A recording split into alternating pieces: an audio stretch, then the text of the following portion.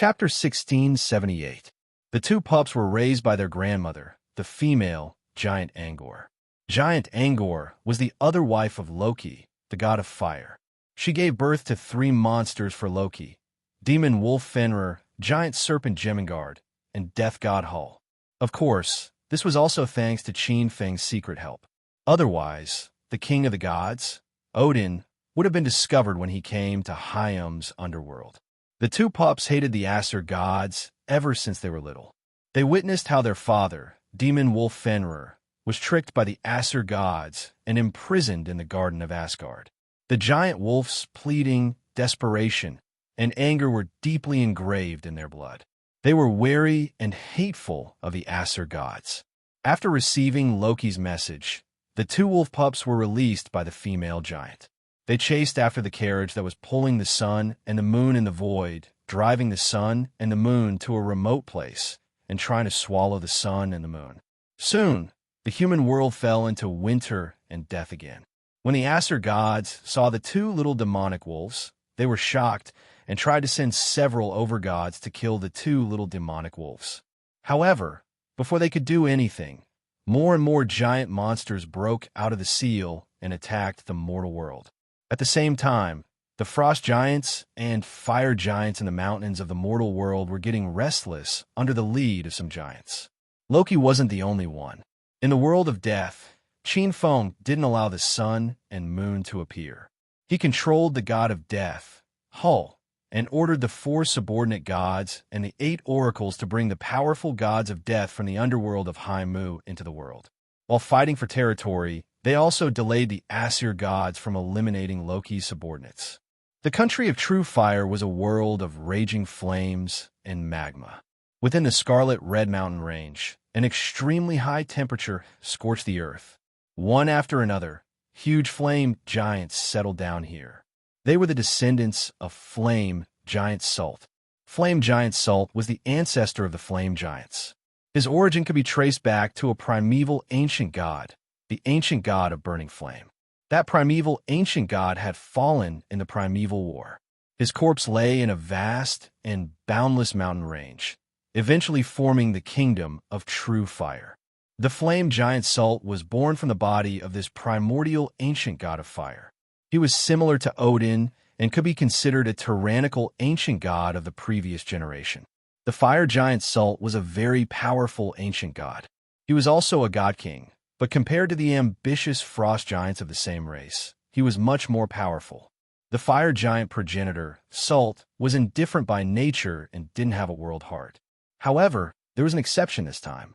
Country of true fire, Muspelheim, in the center of a mountain, the fire giant's ancestral hall. Primogenitor, the children are ready. In the hall, many fire giant experts were gathered. Their leader was an abnormally tall giant with a bronze complexion. Fire giant aura lingered around him as he looked at the fire giant progenitor, Salt. Primogenitor, haven't you always been against us fire giants participating in the conflict with the Aso gods? Why are you attacking the Aso clan this time? The fire giant progenitor, Salt, looked up at the fire giant who had spoken, then swept his gaze across the rest of the fire giants. He chuckled in a deep voice. Haven't you all already guessed the answer to this question? There was some commotion in the hall. The fire giant who had spoken was somewhat agitated and in disbelief. Primogenitor, will you really be able to reach the paramount this time? Not just me, but also Odin and Loki. The fire giant progenitor, Salt, said. He looked around at the many fire giant experts and said, at your level, you all already know a part of the secrets of the God King realm. If you want to break through to the paramount realm, just relying on cultivation is already difficult. And if you want to break through from the peak of the God King realm to the paramount realm, there's only one way, and that is to break through destiny. The fire giant progenitor said the last sentence one word at a time. Every peak God King expert who wants to break through to the paramount realm will face a calamity of certain death. There's almost no chance of survival. The fate of Odin, the king of gods, is Legaluk, which is also the twilight of the gods. If he can turn the tide and let the decaying Aso gods be reborn in the flames, then he will be able to break through to the paramount realm. Loki's fate is the opposite of the king of gods. His fate is to die and live in the twilight of the gods. His fate is closely related to the king of gods, Odin. Once Odin breaks through Legolas, then it will be the end of his life. The fire giants looked at each other, and they could all see a hint of hidden shock and horror in each other's eyes. This was definitely an earth-shattering secret. Primogenitor, if that is the case, then why must our fire giant race participate? We can totally wait for both sides to suffer. Before this fire giant could finish speaking, he was immediately interrupted by the fire giant, who shook his head slightly. You are not god kings after all. You are standing at a lower place, and your vision is too low. If Odin, the king of gods, breaks through fate and achieves that unimaginable paramount realm, do you think he will allow our fire giant race to have a paramount? The fire giant Primogenitor laughed coldly. His gaze was filled with endless coldness as he looked at Asgard. After waiting for so long, the opportunity to break through to the paramount realm had finally arrived. This time, he must fight for it. At this moment, in a region outside the Nine Realms, in what seemed to be a kingdom of strong winds, many tall giants surrounded by strong winds gathered above a palace. Primogenitor, as you expected, Odin, the king of gods, has formed an alliance with the Lord of Light. He is trying to rely on the Lord of Light's power to survive the twilight of the gods. And this time, the Radiant Paradise has sent out one of the 7 archangels, the Archangel of Dawn, Lucifer. High and mighty, it was as if he was above the firmament. A blurry figure of light lingered around him, and there was a tyrannical aura of transcendence from him. In the Radiant Paradise, angels are divided into 9 levels. The lower 3 levels are 2-winged angels, and from lowest to highest, they are angel, archangel, and archangel. The middle 3 levels are 4-winged, energy angel, strength angel, and dominator angel. The upper 3 levels are 6-winged, throne angel, wisdom angel, and blazing angel. Lucifer is a 6-winged, blazing angel of the upper 3 levels, and he is ranked first among the 7 archangels. He is strong enough.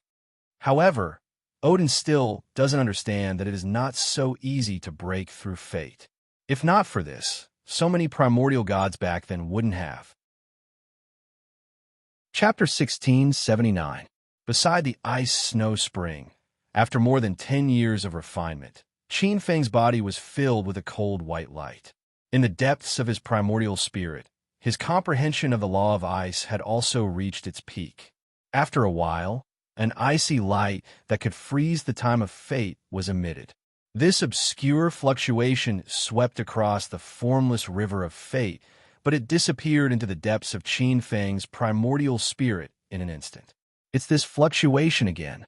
In several mysterious places, there were several stalwart existences with bewildered expressions. In these short few hundred years, there had been slight fluctuations in fate. They originally thought that it was a new divine king breaking through fate and shaking the river of fate to reach the paramount position. However, reaching the paramount position was definitely not just a slight change. This inexplicable change affected the thoughts of many experts hidden in the depths of the world. Qin Feng had perfect control over his aura. After completely perfecting the law of ice, he immediately retracted it. Ice and snow. This was Qin Feng's 5th manifestation. With the 5 laws of heaven and earth as the surface and the divine Tao as the interior, this relationship was very subtle. The divine Tao was like the origin of the soul, while the 5 laws were like joy, anger, sorrow, and joy. As long as one could achieve the unification of the exterior and interior, blending the interior and exterior, and completely fusing the various manifestations into the divine Tao laws that one created, one could completely break through to the paramount realm. This was also the essence of the 3-corpse slaying mystic technique. In Qin Feng's opinion, there should be 2 ways to break through to the paramount realm: the ultimate soul and the ultimate body. The 3-corpse slaying mystic technique should belong to the ultimate soul. Fusing the laws of great perfection into one's bloodline was a way to reach the ultimate level of one's physical body. Previously, Qin Feng had collected dragon blood to strengthen his bloodline and fused a portion of the laws of heaven and earth into it. What he walked was the ultimate body. If not for Taoist Hong Jun's three-corpse slaying mystic technique, Qin Feng might have walked on the path of the ultimate body. As for whether one's physical body was stronger or the soul was stronger, this was a matter of different people's opinions. Qin Feng was only half a step away from the unification of the exterior and interior and the fusion of the interior and exterior. At this moment, he suddenly raised his head, a woo, accompanied by one or two earth-shattering wolf howls. The sun and moon above their heads completely disappeared into the horizon. The sun and moon had been completely swallowed by the two sons of the demon wolf Fenrir. Rumble. It was as if the heavens and earth had been turned upside down. Before the deities could even react, they saw huge waves rising from the surface of the sea. The flood surged like a wild horse that had lost control. The gods saw a gigantic snake tail writhing in the air, and a miserable shriek could be heard from within. Among the Aesir gods, the god of coastal waters, Nold, one of the 12 main gods, had died in the mouth of a serpent. The snake of the atrium, Jemingard, had escaped. The Midgardian snake, Jemingard, had always been imprisoned in the depths of the oceanic trench by the Aesir gods. It was locked in the depths of the oceanic trench with a divine chain that ran through its 7 inches. It was guarded and suppressed by the god of the near seas, Niold, one of the 12 main gods of the Aesir gods. As the divine power of the gods declined, so did the divine chains. Finally, the seal was broken by the Midgardian snake, Jemingard. The Midgardian snake's body was said to be able to circle the world once, hence the name Midgardian snake. This ferocious snake had been sealed for so long, so how could it let the matter rest? The moment it came out, it was the first to swallow the god of the near seas, Niold, who was guarding it. Then, it turned its gaze to the Aesir gods and began to take revenge crazily. It set off a huge wave. The flood of Jinshan was nothing compared to its huge tail. The monstrous seawater overflowed the beach, the mountains, and the plains. The remaining living beings struggled in the monstrous flood, shrouded in death. At the same time, it spat out poisonous gas from its mouth. The poisonous gas turned into poisonous smoke, causing the world to become dark. A portion of the living beings who were lucky enough to escape the flood were poisoned to death by the poisonous gas. The seawater and poisonous gas rushed directly to the kingdom of the gods, Asgard, the world of death, Heim's netherworld. After absorbing most of the origin of ice and snow in the spring of ice and snow, Qin Feng returned to the world of death. As a Midgardian snake, Jemingard, escaped, Qin Feng felt that his Lord of Death godhood was surging crazily within a short period of time. The origin of heaven and earth that he could absorb from the Nordic world was increasing at a speed visible to the naked eye. The origins surged into his soul, and the 5 manifestations that he had mastered began to integrate into the rules of the divine path bit by bit. This integration was very slow, but Qin Feng felt it very intuitively. Every time he integrated a little, his soul would become stronger. As the Midgardian snake raised a huge wave, the shackles on Loki's body completely collapsed. Qin Feng could clearly see that in the cave, a divine light shot up into the sky, like a huge sun rushing towards Asgard. Qin Feng shook his head slightly. This world had a special cultivation system.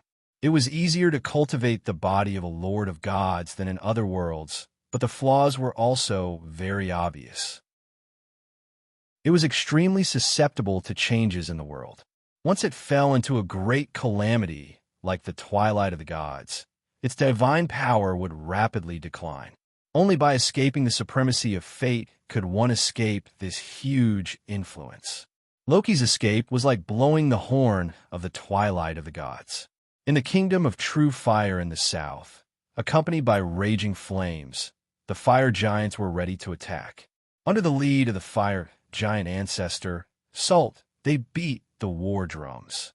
Countless fire giants rushed out of the kingdom of true fire and attacked the kingdom of the gods. The blazing flames emitted a dazzling light, illuminating the dark world. "Salt, how dare you!" In the distance, an angry roar came from the depths of Asgard. An earth-shattering divine light, accompanied by millions of divine lights, fell like a meteor toward the gathered army. The god of fertility, the main god of the elven kingdom, Freyr, appeared. He was wearing divine armor, surrounded by boundless divine light, and the pressure of the main god was like thunder. "Freyr, is Asgard gone? They sent you to your death?" In the void, the fire giant ancestor, Salt, looked at the son of god King Vanir with some disdain. "Salt, don't be too arrogant. I'm more than enough to stop you." Freyr saw the disdain in the fire giant's eyes, and this erosion deeply stabbed his self-esteem. In his anger, he took the initiative to attack. On the other side, several divine lights fell one after another. His sister, the goddess of war, one of the 12 main gods of Aesir, and his brother-in-law, the god of summer, also descended to assist the god of fertility, Freyr, in stalling the fire giant ancestor. Rumble. In the east of Asgard, an earth-shattering sound rang out. The expressions of the Aesir gods changed again. In the east, the kingdom of frost giants was broken open. Under the lead of a mighty fleet of giant ships, a group of frost giants began to attack the Bifrost that led to Asgard from the east. Kill! The earth-shattering roars of slaughter shook the world. The Bifrost was the only way to the kingdom of the gods, Asgard.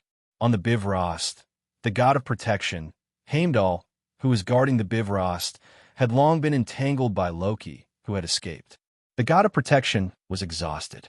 He could only blow the horn of the gods, using that mournful sound to warn the other gods and ask for reinforcements.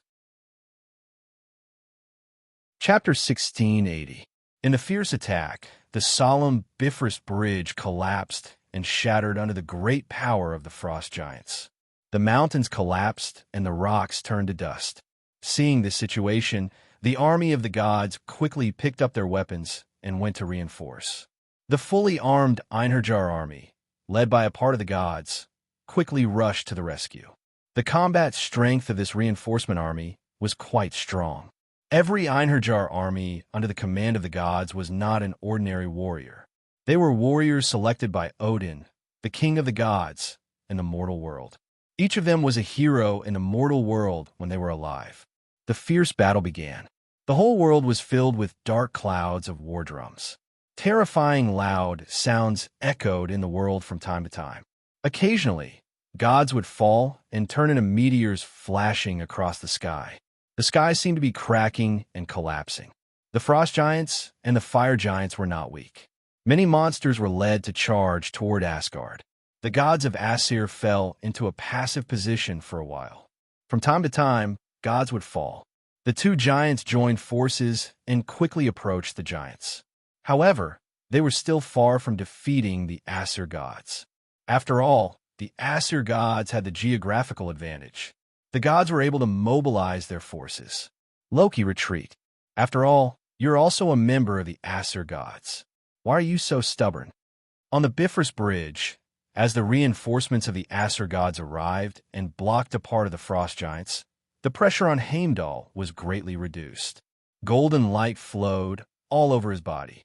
His eyes were slightly solemn as he looked above the void at Loki, who was in a ball of flame. Perhaps because of the long-term punishment, Loki's appearance was extremely terrifying. His face was as rotten as death. He frowned and looked in the direction of the world of death. What's Hull doing? It's past the agreed time. Loki's heart was a little heavy. The fire giants and frost giants might be able to make the gods pay a price, but they would never be able to destroy the rotten Aesir gods. He was worried that Death Hull was delayed by something.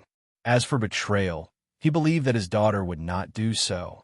If he was defeated, the Aesir gods would never let Death Hull go. Kill. Facing the god of guards, he chose to attack directly. Monstrous flames rushed toward the Bifrost Bridge. Heimdall, the god of guards, was also a very powerful main god. He was slightly stunned, and immediately rushed toward Loki with his weapon.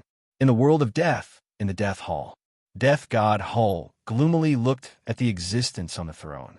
Under his command were the four main gods of the Death Lord: the skeleton god of the skeletons, the Death Knight god of the Death Knights, the abomination god of the abominations, and the lich dragon god of the Dracolic. There were also 8 oracles of death: soul catcher, anxiety, hunger, wrath, destruction, greed, and conspiracy. Under the 4 subordinate gods and the 8 god envoys, there were many sovereigns and powerful lords of the world of death. Hull, please tell me your choice. Qin Feng looked at Death God Hull in the hall. Do you choose to stay in the hall and watch the twilight of the gods, where your father and brothers are defeated, or do you choose to lead the gods of death to support them and help Loki defeat Odin? Qin Feng's expression was indifferent. And Mimir, the giant of wisdom. Oh no, it's Mimir the Headless. On the other side of the hall, there was a huge headless giant that emitted a monstrous aura of death. A power that was not inferior to a peak over God was on the giant's body. Resentment, hatred, unwillingness, despair, and anger seemed to have materialized. This was the giant of wisdom, Mimir, that Odin sent to Vanir as a hostage by the king of gods.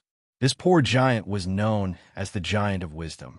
He knew all kinds of strange stories and was a master of wisdom. However, he did not know how to use his wisdom and was killed by Odin's scheme. Revenge. I must take revenge and cut off Odin's head. Black flames filled the sky as an earth-shattering roar came from the belly of the terrifying headless giant. The huge roar was like thunder, resounding in the world of death.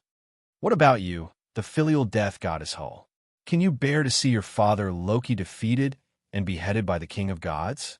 Death god Hull looked at the existence on the throne with a gloomy expression.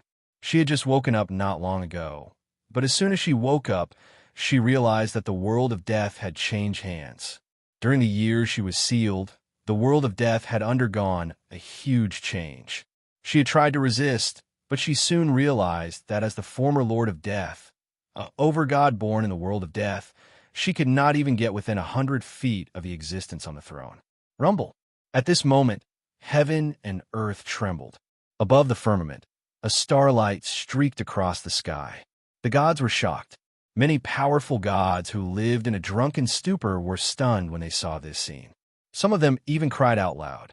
Among the 12 Asur overgods, a powerful overgod had fallen. It was the god of poetry, wisdom, and eloquence, Bragi. The god of poetry who was better at poetry than fighting and was mocked by Loki as a cowardly Prince Charming. Along with Bragi's death, there were several powerful fire giant experts. Before dying, Bragi did not die unjustly. He dragged the fire giant experts down with him. When the fire giant ancestor Sult saw this, he was furious. A fiery red spear appeared in his hand, and he began to bombard the overgod of fertility and the goddess of war who tried to stop him. The overgod of fertility and the goddess of war were forced to retreat. Rumble. Under such a high-density bombardment, the goddess of war, Freya, and her husband, who had never been loyal, were completely drowned in the flames amidst the screams of the god of summer. Damn it, Sult, I want you to pay with your life. The goddess of war screamed. She drew a bow and shot arrows. On the huge divine bow, arrows tore through the sky and passed through the flames. Many of them hit the fire giant ancestor Sult. This caused quite a bit of trouble for the fire giant ancestor. All gods of death, follow me. In the world of death, sensing the stalemate of the battle, Death God Hull finally made up his mind. No matter what the thoughts of this person who had usurped the world of death were, the most important thing now was to help Loki attack Sarsgaard. Huge white bone warships sailed out from the world of death, flags flying everywhere. The gods were instantly alarmed. Fire god Loki, who was attacking the Rainbow Bridge with all his strength, as well as the fire giants and frost giants, all turned around. They saw the headless fear, giant Mimir, steering the ship and rowing towards the kingdom of gods with the gods of death. The hellhound Gimu, whose chest was stained with blood, stood behind the former queen of the kingdom of death, Hull, on the deck. The ship was full of the world of death's army, and it was heading towards the kingdom of gods. The world of Death's army was extremely fast. Many death wyverns, dragon liches, death knights, zombies, abominations, and skeletons covered the sky. For a moment, Loki and the others were overjoyed. On the other hand, the Aesir gods had extremely ugly expressions. Chapter 1681. With the world of death participating in the battle, the pressure on the world of Aesir increased greatly. The undead legion that blotted out the sky, under the attack of ghosts, skeletons, zombies, abominations, death knights, black knights, and bone dragons, the frost giants that were attacking the Bifrost Bridge felt the pressure greatly reduced. The undead legion that blotted out the sky and covered the earth did not know pain, fatigue, or pain. The seawater crazily surged towards Asgard from all directions. The world of death seemed to want to drag the entire world of the living into the world of death. Father God. He turned around and looked at his little daughter who had arrived late. Loki, who was already like a rotten corpse, had a rare look of gentleness on his face. Death Hull's expression was indifferent, just like her temperament. She just bowed slightly. "Are you okay?" Loki asked with a rare look on his face. Death Hull's eyebrows twitched as she glanced at Loki. She wanted to tell him about the situation of the world of death, but when it reached her mouth, she swallowed it back down. What Loki needed to do now was to focus on dealing with the king of gods, this great enemy. If he knew that the world of death had changed hands, it might not be a good thing. "I'm fine." After making up her mind, Death Hull shook her head slightly and immediately said, "I just had a temporary delay." Loki glanced at Death Hull, and he saw Death Hull's hesitation in his heart. His eyes flashed, but Loki did not ask any more questions in the end. With the world of Death's army, the coalition attacking Asgard had the upper hand. Next was to completely sound the death knell for the decaying Aesir gods. He raised his head and looked into the depths of the sky. When the Aesir gods were in trouble, the king of gods, Odin, and some of the main gods did not appear. The ones who commanded the Aesir gods to intercept Loki and his party were the god Queen Frigga and the god of Thunder Thor. It was not that the king of gods, Odin, was scheming behind the scenes, nor was it that he had long since grasped victory, but that he had encountered a huge problem. A few hours ago, as the Midgardian snake Jemingard escaped, Loki's eldest son, the leader of the three monsters, the demon wolf Fenrir, also escaped at the same time. As Loki's eldest son, the giant snake Jemingard, Death Hull's elder brother. The demon wolf Fenrir's strength was 30% stronger than the two monsters. It was also more cunning and savage. Of course, this was not the reason why Odin, the king of the gods, personally took action. The main reason was that after this monster escaped, it began to take revenge on the Aesir gods and began to eat the gods in Asgard. In the few hours it had been free, thousands of Aesir gods had been devoured by it, including some of the main gods, children, and concubines. In fact, there was no lack of powerful sovereigns who were devoured by this ferocious demonic wolf. Moreover, with this kind of unbridled devouring, the demon wolf's strength grew extremely fast. If it was allowed to continue eating, it would sooner or later devour all of Asgard, including him, the king of the gods. Odin held the golden Gungnir, his single eye searching for the demon wolf's whereabouts. However, the cunning demon wolf was unusually ferocious. It went to a different place, and after eating a portion of the gods, it did not stay for too long. Odin brushed past this demon wolf several times, just as Odin, the king of gods, was chasing after the demon wolf. Rumble. What happened next made things worse. It was accompanied by an earth-shattering bang. Under the stunned gazes of the Aesir gods, the fire giant ancestor Sult, and the fire god Loki, the entire world tree suddenly tilted. It's the original poison dragon, Nidhogg.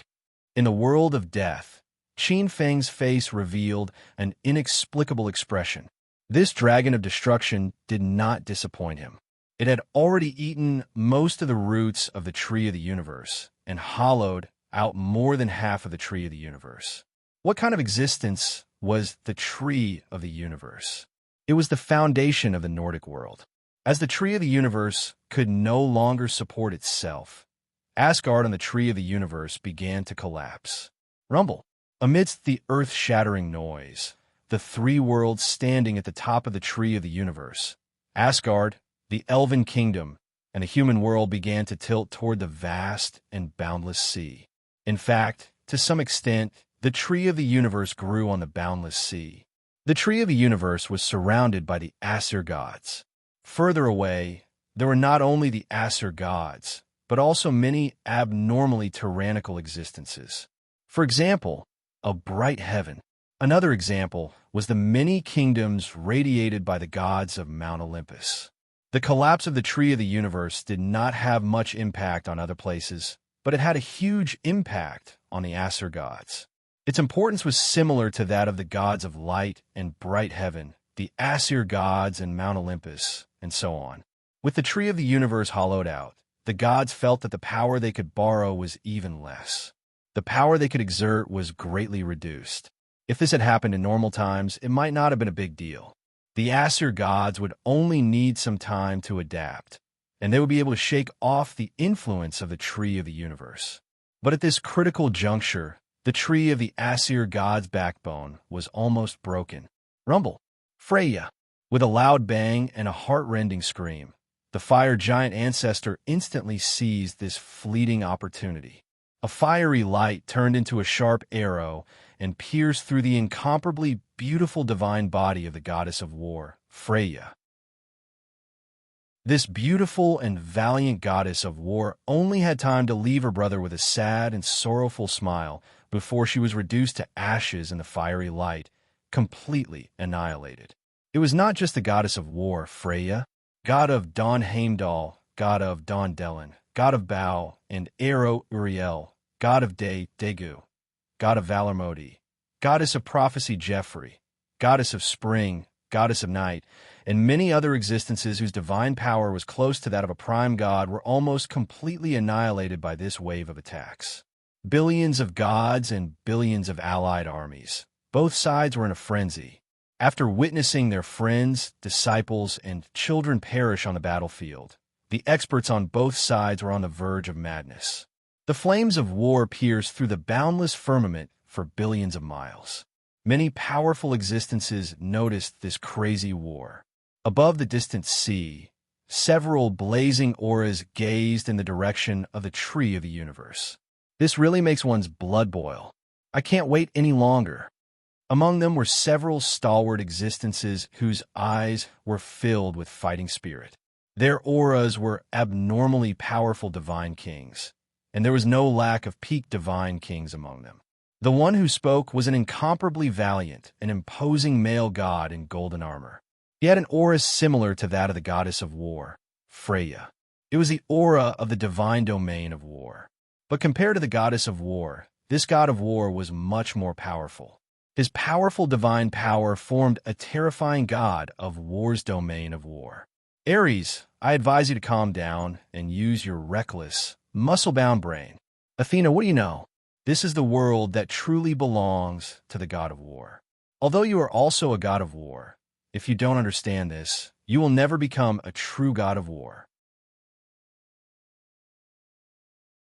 Chapter 1682. Just as the war between the Aesir gods and the allied army was in full swing, Qin Feng had already quietly left the world of death and infiltrated Asgard at the same time. Qin Feng had never woken up early without benefits. He suddenly entered Asgard because Qin Feng suddenly remembered that there was a very precious treasure in Asgard. The value of that treasure was not inferior to the 3 springs of chaos. As far as he knew, that treasure was hidden in the Garden of the Gods of Asgard. The Garden of the Gods was also called the Garden of 10,000 Years.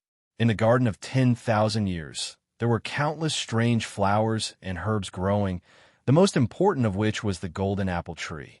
Although the Aesir gods were born to control the rules and were incomparably powerful, perhaps because of the different cultivation systems, although the Aesir gods had an endless lifespan, they would not age. They were easily affected by a part of the power in their clergy, and as their temperament was affected, they would age. And the golden apple tree was very important to the Aesir gods. It had a strange power that could prevent the gods from aging and maintain their youth. In Qin Feng's opinion, the reason why the Aesir gods were aging was more due to the influence of the divinity of the rules, and it could eliminate the influence of the divinity of the rules. This golden apple tree was definitely extraordinary. When Qin Feng entered Asgard, the whole of Asgard was already filled with the flames of war. Some fire giants, frost giants, and the powerful monarchs of the world of death had already invaded Asgard. The peaceful Asgard in the past was like hell, and there were terrifying beacons everywhere. In the Garden of 10,000 Years, Qin Feng finally saw the golden apple tree. It was an apple tree about 10 feet tall. The ancient tree was golden, and several golden apples could be vaguely seen between the leaves. There was no lack of green. There was no need to pick it. With just a glance, Qin Feng immediately understood the value of this golden apple tree. Eternal substance. He could feel the faint aura of eternity in it. Qin Feng's eyes lit up. Eternal spirit root. This was an extremely rare eternal spirit root. The golden apple contained an extremely rare eternal substance. Right now, Qin Feng was painstakingly trying to achieve the unification of the exterior and interior, the severing of 3 corpses, the ultimate limits of the soul, and the ultimate limits of the fleshly body. What was all of this for? Wasn't it to allow the soul to break through the ultimate limit, or the fleshly body to break through the ultimate transformation and condense a trace of eternal matter? Cultivate the eternal soul or eternal body. Qin Feng had a look of realization in his eyes. Perhaps only the eternal substance could allow the Aesir gods to expel the influence of the laws of heaven and earth and allow them to stay young forever. His eyes blazed with passion. The golden apple tree might not contain a lot of eternal substance, but the spirit root's advantage was that it could last for a long time. The Asa Divine clan didn't know what was good for them, and they were letting him off easy. He waved his sleeves. Boom! With a flash of light, the entire golden apple tree was uprooted. Yes! The next moment, he raised his head and looked at the horizon of the eternal garden. A hint of surprise flashed across his eyebrows, but he didn't stop. With a wave of his sleeve, a spatial force swept up the golden apple tree and brought it into the space of his sleeve. His figure flashed and disappeared on the spot. In the next second, several faint white lights pierced through the sky and landed at the place where the golden apple tree had disappeared. Wearing white robes and flickering with boundless light, several mysterious figures looked at the place where the golden apple tree had disappeared with gloomy expressions. Who beat us to it? A low and angry voice sounded from under the hat of a white-robed man. Lucifer, what should we do? My lord has ordered that the golden apple tree is very important. Even if we don't take the 3 spirit springs, we must take back the golden apple tree. Now that the golden apple tree has been lost, how can we report to my lord? Several white-robed men looked at the leading white-robed man with burning anger in their eyes. Lucifer glanced at the few of them. These were the most powerful archangels under the Lord of Light. They were also 6-winged upper angels. Although they were only level 8 archangels, they were comparable to ordinary top lords. After pondering for a while, he raised his head and said calmly, Gabriel, Raphael, there's an old saying in the East. The mantis stalks the cicada, unaware of the oriole behind. This time, we are not the only ones entering Asgard. Many powerful beings are spying from afar. As for missing the golden apple tree, I will report to my lord. I will also bear the responsibility. The white-robed men looked at each other and were about to speak again. Lucifer waved his hand. Now, since the golden apple tree has been stolen, the only thing left is to complete my lord's mission. His gaze fell on one of the white-robed men.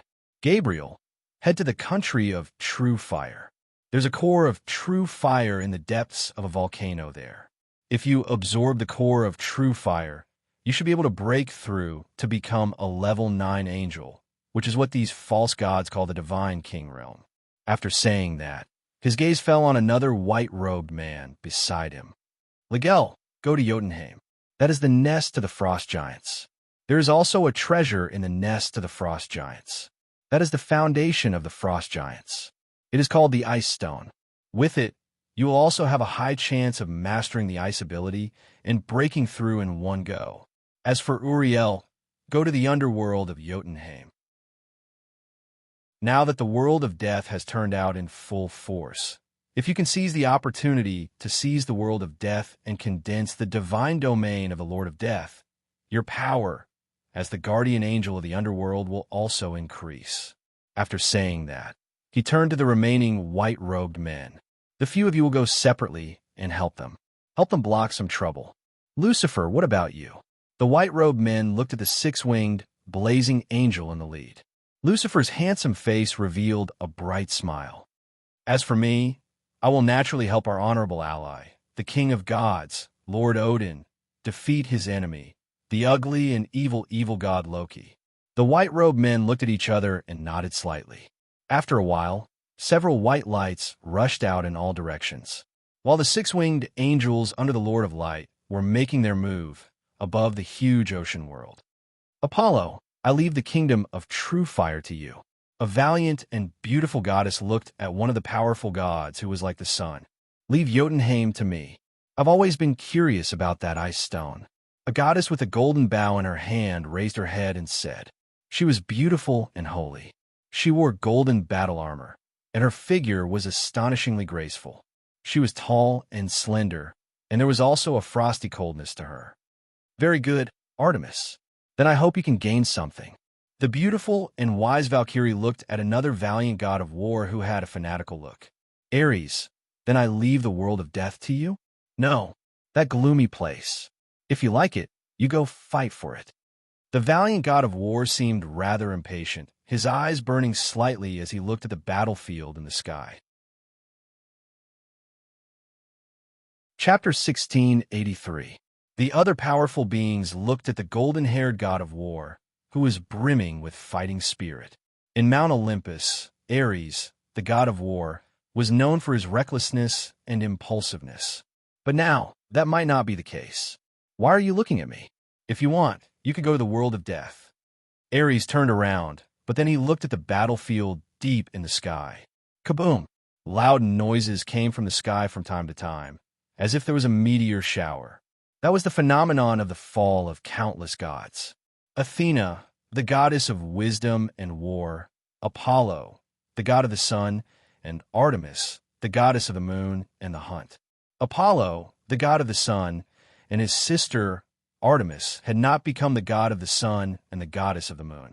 Among the 12 gods, the current god of the sun and the goddess of the moon were the descendants of Titan, the lord of the skies, and the goddess of light. The god of the sun was Helios, and the goddess of the moon was Selene. As the prize for supporting Zeus, the god of Olympus, in the early days, Zeus gave the two important clergies of the sun and the moon to Titan, the lord of the skies, and the goddess of light, Thea. But as the most outstanding children of Zeus, Apollo and Artemis had never given up on the pursuit of the two clergies of the sun and the moon. Having a clergy and having no clergy. Having a major clergy and having a minor clergy were two completely different concepts. Clergies were of great help to the Supremes. The Aesir gods, the king of the gods, Odin, had almost all the divine titles of the billions of gods.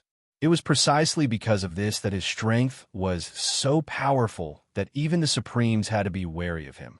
Seeing that Ares had no intention of going to the world of death, the Olympians looked at each other and shook their heads. Ares had no intention of going to the world of death, and neither did they. Everyone knew that their uncle, Hades, the god of the underworld and the brother of Zeus, regarded the clergies of the world of death as exclusive property. If anyone touched the world of death, Hades would not let it go. As one of the brothers of Zeus, the god of the underworld, Hades was rumored to have stepped into the Supremes as the world changed. At this time, he might have already sneaked into the world of death.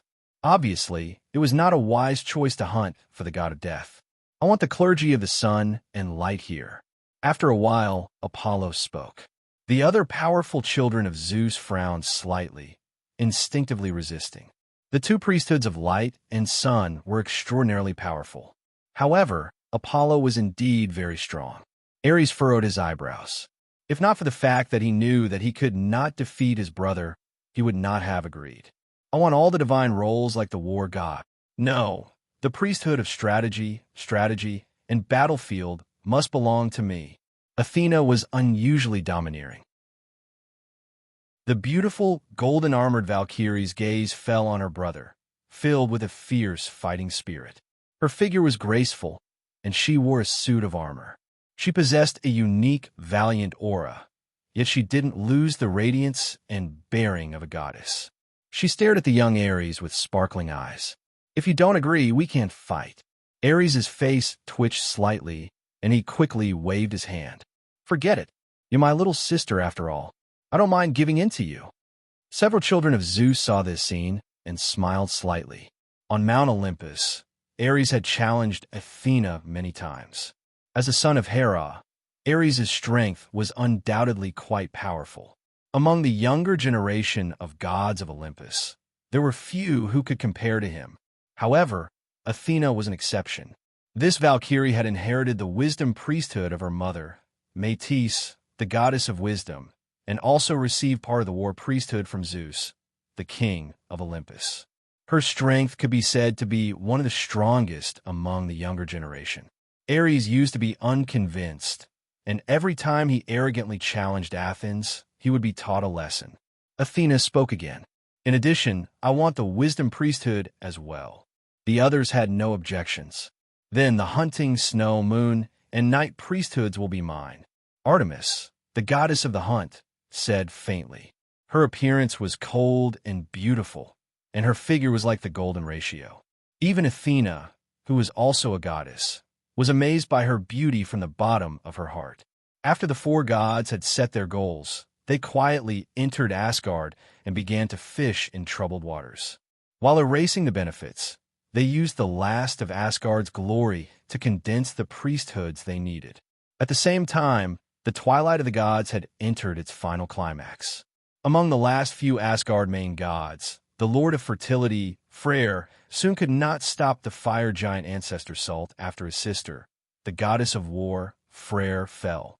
In an earth-shattering blaze, the exhausted lord of fertility turned into a divine light and self-destructed in despair. The fire giant ancestor Sult was powerful, but in the face of a peak main god's self-destruction, he was also greatly affected. Taking advantage of the opportunity, Apollo, the son of Zeus, took the lead in a sneak attack. The golden spear pierced through the fire giant ancestor Sult's chest, severely injuring him. Apollo knew his stuff. At this time, the god of light and the god of sun among the Asgard main gods had withered away. The fire giant ancestor Sult in front of him was his biggest competitor. At the same time, the greedy hellhound Gemu also had the absolute upper hand in the battle with the god of war Tyr. Thanks to Qin Feng's training, its strength had increased by a lot. After a fierce battle, the god of war Tyr died in the Asgard Immortal Palace. Ares arrived shortly after and picked up a huge bargain. He obtained all the priesthoods of war Tyr, the god of war, battle, courage, and so on. After picking up the bargain, the god of war who came to Olympus immediately retreated quietly. After the fall of the lord of fertility and the god of war Tyr, most of the Asgard main gods had fallen. The allied army led by Loki had gained the absolute upper hand. At the same time, in the depths of the immortal palace, after the demon wolf Fenrir had devoured many gods and its strength had skyrocketed, it finally chose to face the Asgard main god, the strongest of the Asgard main gods. The father of the gods, Odin. Just as Asgard was under fierce attack from the allied army, Odin, the father of the gods, was in a bitter battle, and some strong people were trying to take advantage of the situation.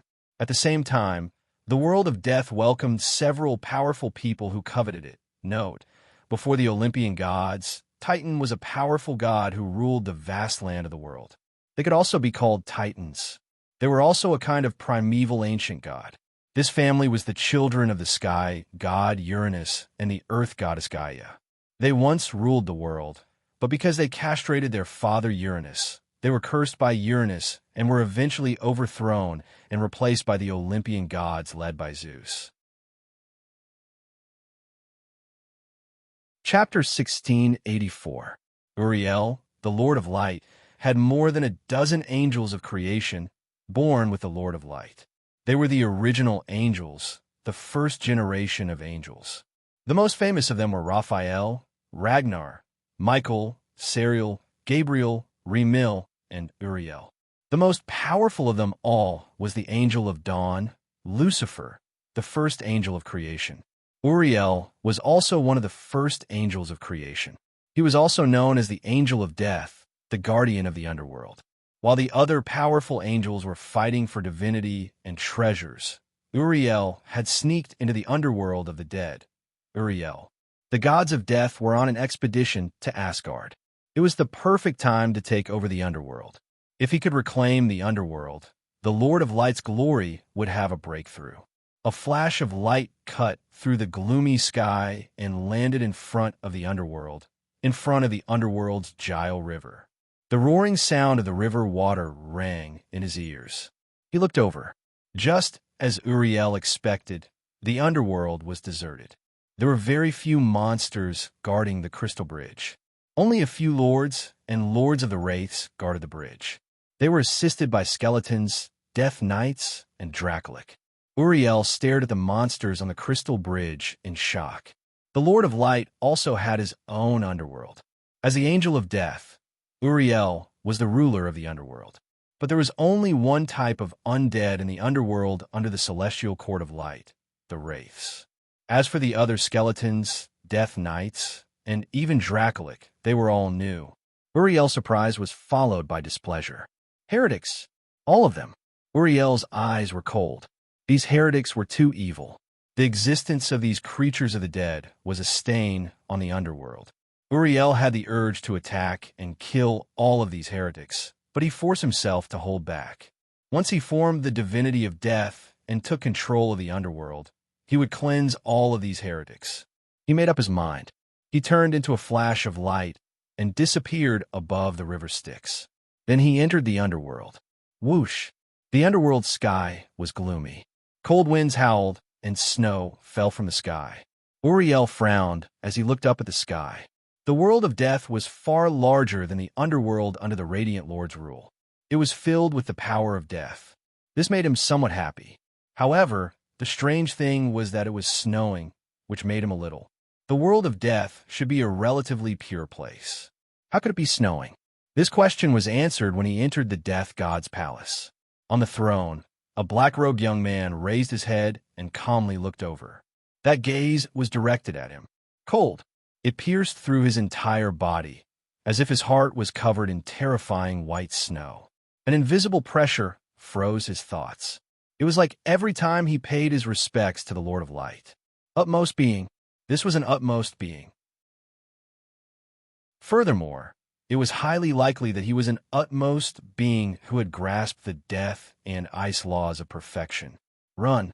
Almost instinctively, Uriel's hair stood on end as he transformed into a beam of gray light and broke through the world of death. You are a guest. Why are you in such a hurry? On the throne, Qinfeng looked at the six-winged angel. This was the first time he had seen such a peculiar creature. He raised a hand. The palm grew rapidly, as if it could cut through the heavens. With a grab, it covered millions of worlds and caught the flying beam of gray light in an instant. A white light appeared and sealed it in ice. Boom! The palm retracted from the void, and a beautiful ice sculpture appeared on Qinfeng's palm. It was a handsome living being with a cold and handsome appearance. What was strange was that this handsome living being had 6 gray wings on his back. The death god power flowed, and there was a power that could cause millions of worlds to decay, fall, and wither. The pinnacle of the Master God realm. He was only one step away from breaking through to the God King realm. What a peculiar living being. Almost every part of his body, flesh, and bones were born from natural laws. Sweeping a glance, Qinfeng's eyes flashed with a hint of surprise. This was an extremely powerful god race, similar to the descendants of those powerful utmost beings. The Asur race, as well as the dragons and phoenixes that Qinfeng had seen, were all somewhat similar. They were born from a certain kind of law. Qinfeng's own descendants, as well as the bloodline enhancement of the Qin family, were all similar. This was the god race. However, Qin Feng had heard that there were other extremely powerful races above the god race. The individuals of these races were extremely astonishing. Once they were born, they would possess terrifying strength. In fact, they would be at the 18th level the moment they appeared. In other words, utmost beings. In the dimensions of the world, there were too many miracles and inconceivable things. Qin Feng casually tossed the frozen Uriel into a corner. His gaze fell on the void, where time flowed. The power of time and space flowed like a river, traversing the various worlds and the gaps in the void. There was a faint trace of something that had stopped there a few minutes ago. That was an extremely powerful being. The moment he saw Sui Xiong make his move, this extremely powerful being was frightened away. At this time, billions of worlds away, a powerful figure surrounded by death stared gloomily in the direction of the world of death. Before he even got close to the world of death, he saw a huge hand pass through countless worlds and grab the six-winged angel of death. Utmost being. That was an extremely terrifying utmost being. Hades's face was somewhat pale. There was anger and fear. He had almost delivered himself into the arms of that utmost being hidden in the depths of the world of death. A moment later, Hades's expression returned to normal. He glanced gloomily in the direction of the world of death. After a moment of contemplation, he gritted his teeth. He did not return to the underworld beneath Olympus. Instead, he turned and flew toward the boundless ocean, toward another huge world. There was also a dark underworld there, the world of death. The shock of that mysterious utmost being of the underworld, Helm, had caused him to make up his mind. You ran fast, Qin Feng chuckled. Although he did not know which powerful being of the edicts of death had visited him, he did not care. At this time, he had no intention of pursuing that unknown powerful being. At this time, Helm's divine power of death in the underworld had skyrocketed. Following the fall of the gods, the souls of the world of death entered. The utmost being of death in his body had entered the final stage of transformation. The world's origin converged, and the five manifestations began to merge. Endless light and shadow, one after another, merged into the depths of his soul. Traces of an illusory aura of eternity began to grow. Whether or not he could break through to the utmost being in one go would depend on this day. Chapter 1685. In Asgard, the battle between the gods and the Alliance army was gradually coming to an end. On the hillside under the Rainbow Bridge, the thunder god Thor and the giant snake Jemingard were engaged in a fierce battle. Part of the snake's huge body was in the sea, and part was on the beach. The snake's body flew, cleverly avoiding the pursuit of Thor's hammer.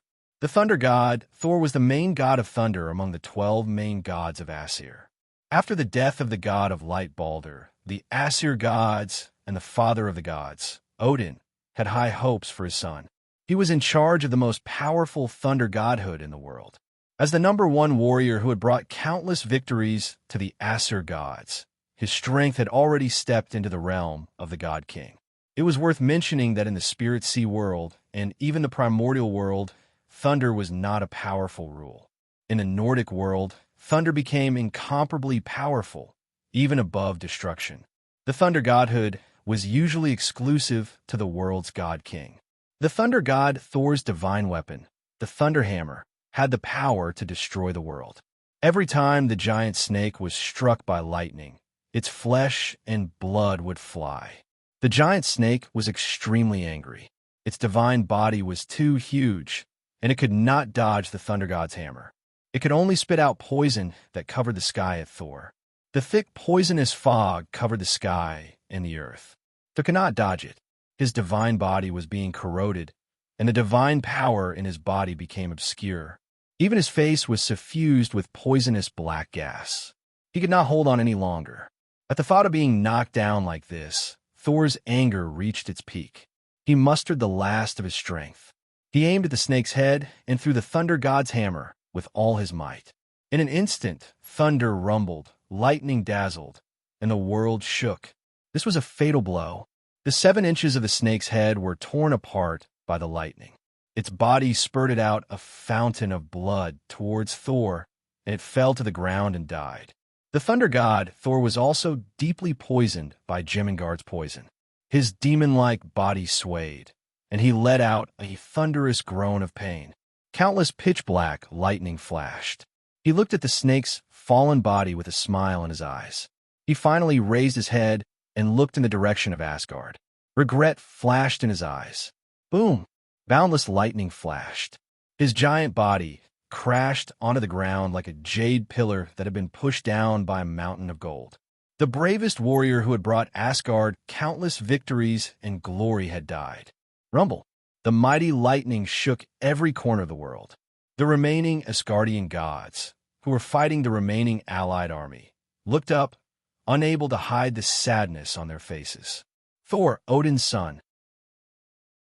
This overgod of thunder's influence in the Asur gods was not something an ordinary overgod could compare to. The fall of the god of thunder filled the hearts of many Asir gods with grief and anger. They all rushed towards the experts of the allied forces without regard for their own safety. He didn't seek to kill the other party, but to perish together with him. Thor, my boy. Odin, the father of gods, also saw this scene. His single eye flashed with indescribable sorrow. This time, regardless of whether he was able to break through the obstruction of fate, the price he had to pay was enough to make his heart ache. Rumble. At this moment, the earth trembled. An earth-and-yellow meteor streaked across the sky. The last of the 12 overgods of Asgard, the god of family and marriage, god Queen Freya, had also fallen. Before she died, she turned into a mass of divine light and took away many frost giants, fire giants, and monsters.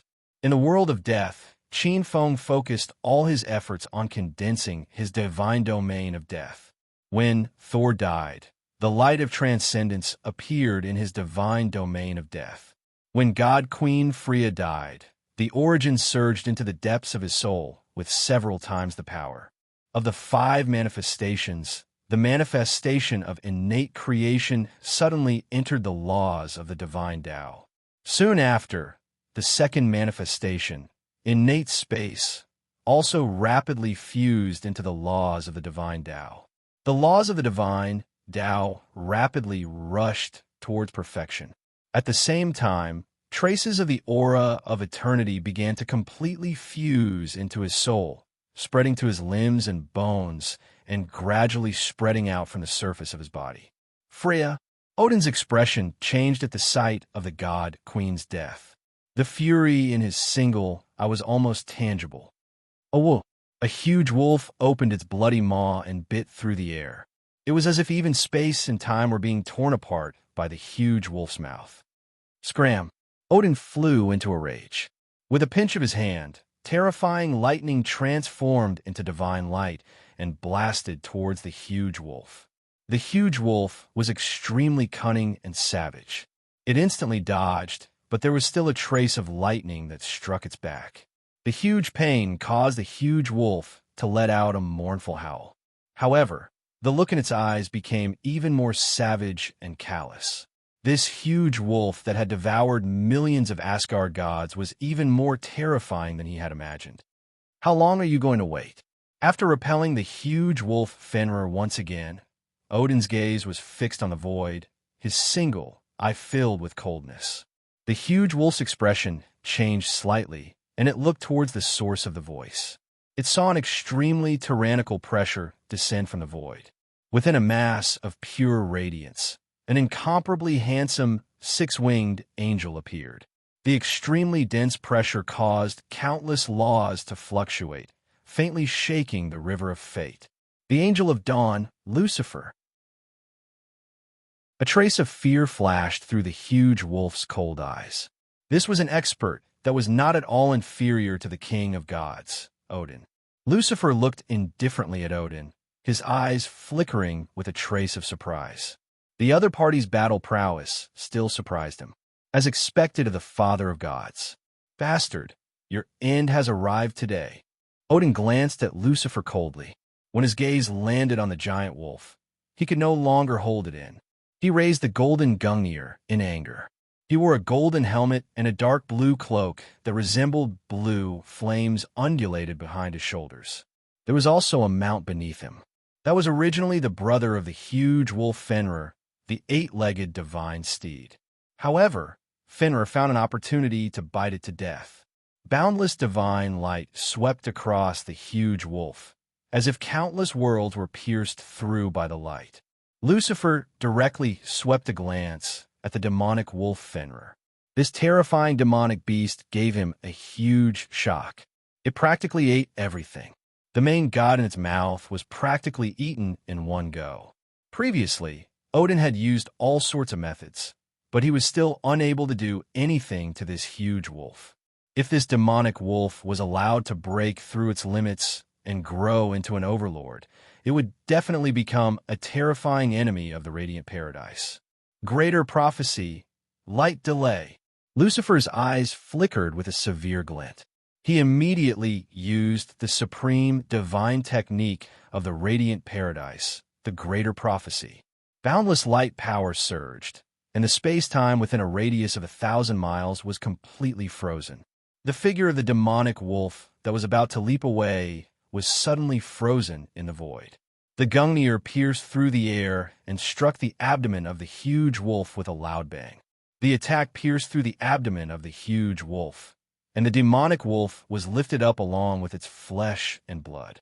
A few days ago, I went to the hospital for a physical examination, and the doctor said that the author had been using his eyes for a long time, and his eyes were tired. He suggested that the author should stop updating for a week and not come into contact with the computer.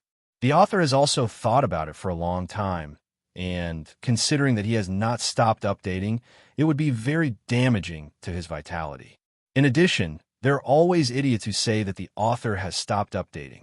The author can take responsibility and explain that since this book has been on the shelves, he has never stopped updating. This is not empty talk. The platform shows the number of updates every day, and you can also see the starting point. It has been continuously updating for nearly a year and a half. Lastly, I would like to clarify that during this period of time, it might have been 3 updates. This is the author's greatest sincerity, and it is somewhat old-fashioned to urge him to update more. Chapter 1686. Howl. Its divine body was pierced and lifted up. The demonic wolf let out an extremely mournful roar as if it was about to die. Its body was burning with blue flames, and it spat out a mouthful of flames toward Odin's chest. Odin let out a hideous cry of pain. His body tilted slightly to avoid being hit, but one of his arms turned into ashes in the flames. In his anger, a terrifying thunderbolt burst out from the Gungnir and entered the demonic wolf's body. Boom! The demonic wolf's body instantly enlarged, and in the next moment, it exploded. One of the 3 great monsters, the demonic wolf Fenrir, died. In the world of death, following the death of the demonic wolf Fenrir on the death god throne, the second manifestation behind Chinfone, the innate space instantly entered his body and completely merged with it. At the same time, the third manifestation, the perfect death precept, began to merge with the divine Tao precept. After killing the demonic wolf Fenrir in one fell swoop, an indescribable sense of relief bloomed from Odin's body. Vaguely, he seemed to have seen a part of the shackles of fate completely shatter above the long river of fate. In that long river of fate, he was originally destined to die in the hands of the demonic wolf Fenrir, and then his son, the forest god Vita, would avenge him for killing the heavily injured Fenrir. Now, fate had changed. Odin's single "I couldn't hide the trace of joy," as long as he could completely change the ending of the Twilight of the Gods. So what if all the Aesir gods fell? As long as he, the father of the gods, Odin, still existed, the glory of the Aesir gods would not fall. However, he also paid a great price. Although the last mouthful of flames from the demonic wolf Fenrir didn't pierce through his heart, it hit his arm and destroyed it.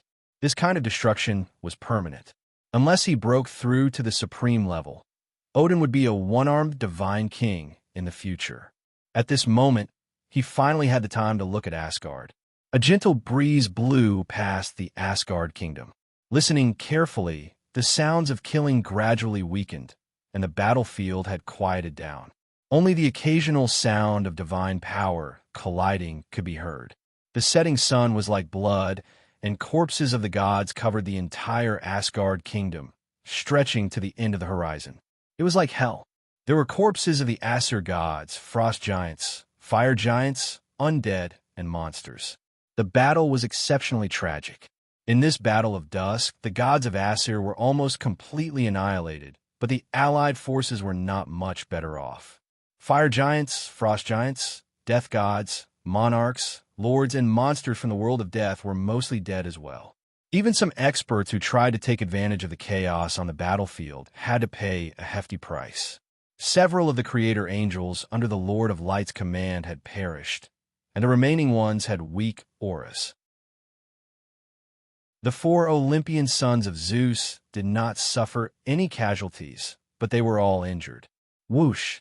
Odin's blood-red cape fluttered in the wind.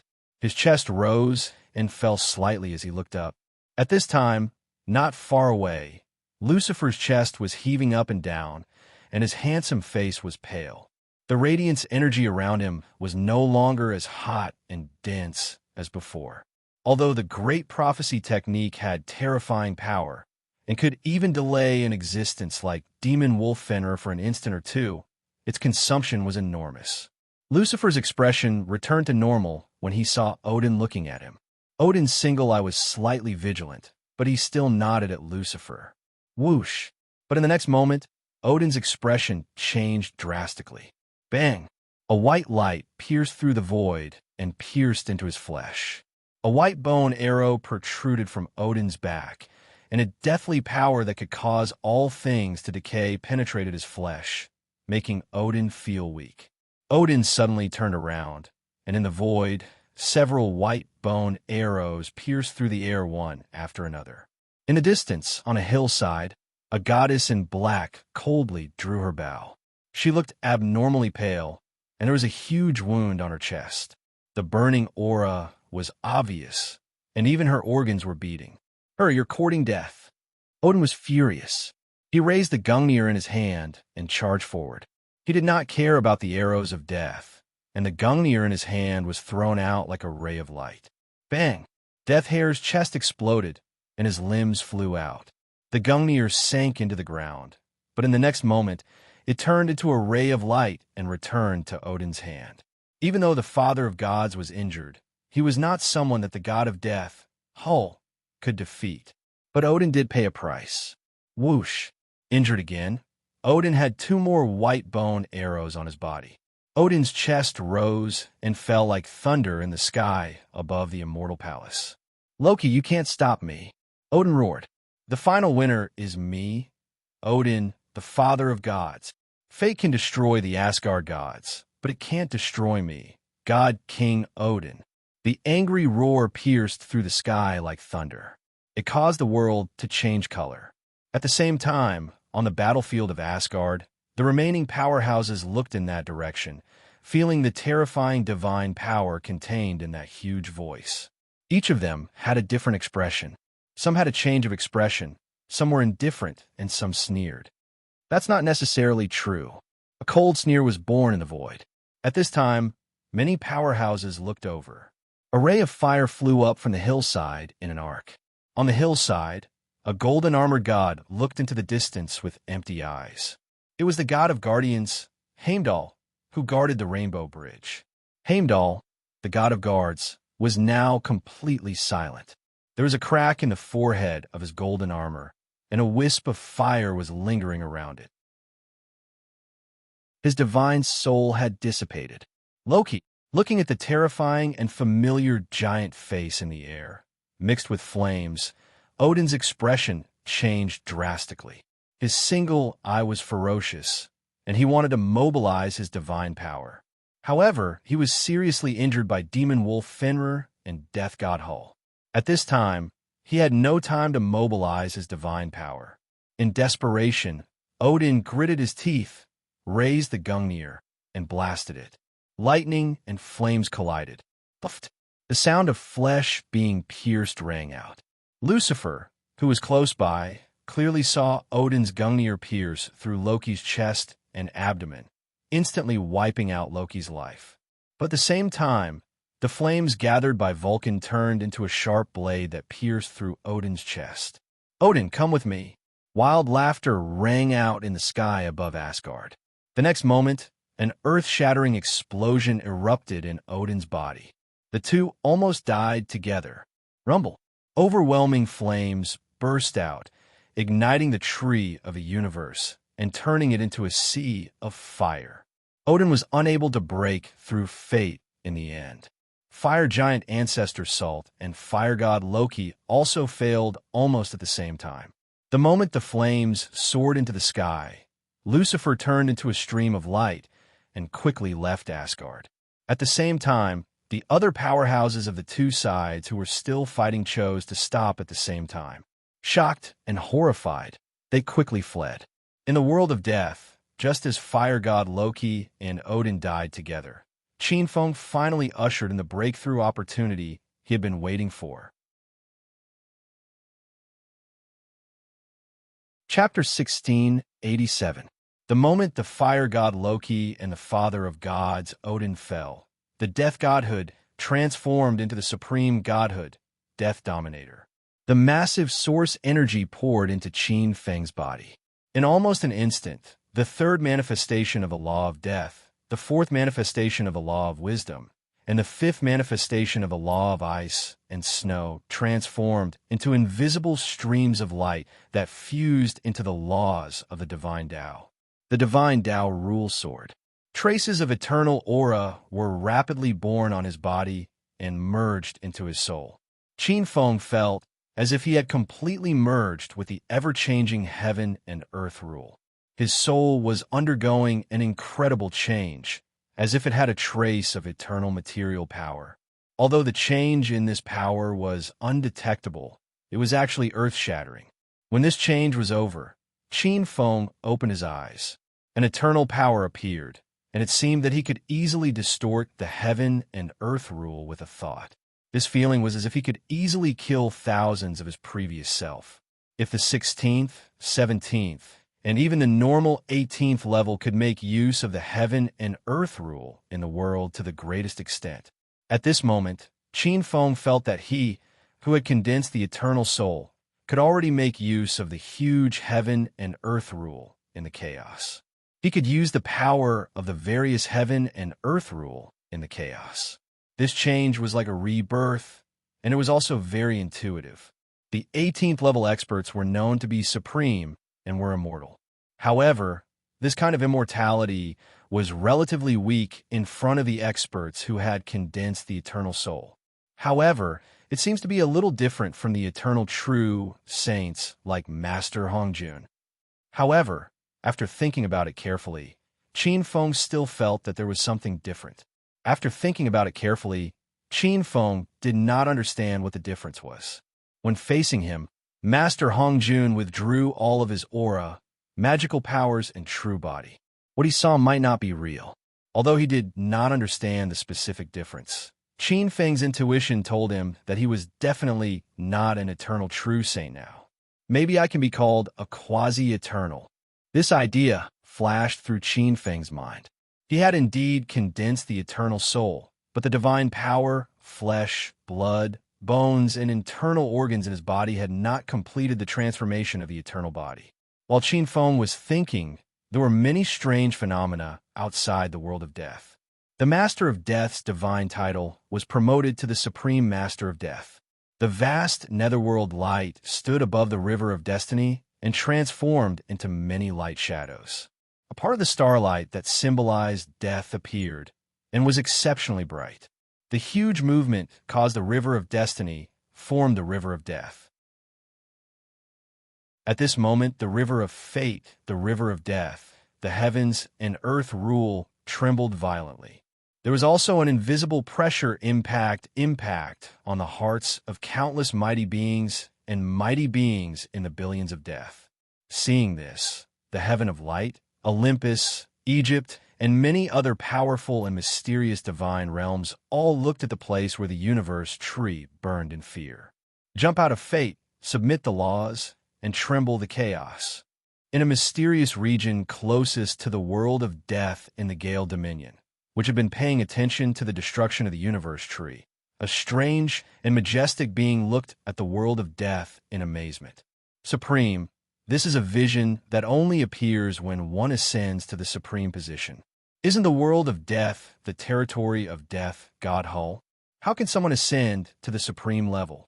He witnessed with his own eyes that a layer of aura that transcended fate contaminated the entire world of death.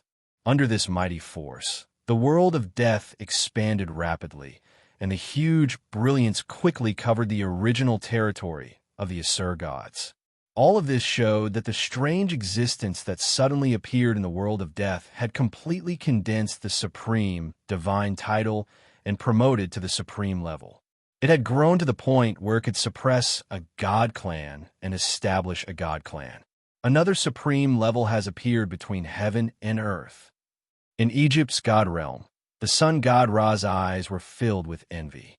I really don't know what kind of existence can break through fate. As the god king of Egypt, he was blessed by nature, but even he had not touched the supreme level. Naturally, he cannot help but sigh. But my chance will come soon. After the loss, the sun god quickly regained his ambitious appearance. He looked at the distant void. Somewhere above, his eyes were filled with an indescribable feeling. At this time, on Mount Olympus, the gods of Olympus who were leisurely eating delicious food and watching the singing and dancing were also shocked. No wonder, on the throne, the thunder god staff in his hand exuded a destructive power that could destroy thousands of worlds. Zeus, the lord of Olympus and the king of the gods, had a faint smile on his face. No wonder my brother disappeared without a trace after returning to the underworld. It seems that the sudden appearance of the master of death gave him a lot of pressure. The three kings of Olympus, Zeus, the god king, Hades, and Poseidon, the sea king, worked together to exclude the previous titan, but it was not without conflict. Zeus, the god king, had a strange look in his eyes. The appearance of a new supreme level would undoubtedly cause a direct impact on the other god clans. A supreme god. At this time, among the gods of Olympus, the children of Zeus, Apollo, Athena, Ares, and Artemis had strange expressions. These four were extremely daring and had once snuck into the battlefield. When they thought of having such close contact with a supreme level who was about to be promoted, the four children of Zeus felt a lingering fear and a trace of disbelief. At this time, many god clans, as well as some of the gods behind them, looked at the old land of the Asur clan. Many mysterious existences sneered or looked like they were waiting to watch a good show. The supreme level born in the world of death could be said to have plucked the peach of the Asur clan in one fell swoop. The Asur clan did not only have Odin and the others. Every extremely powerful god clan had one or more supreme existences behind them. For example, the Olympus clan had the support of Mother Earth and some distant titan. Another example was the Egyptian clan.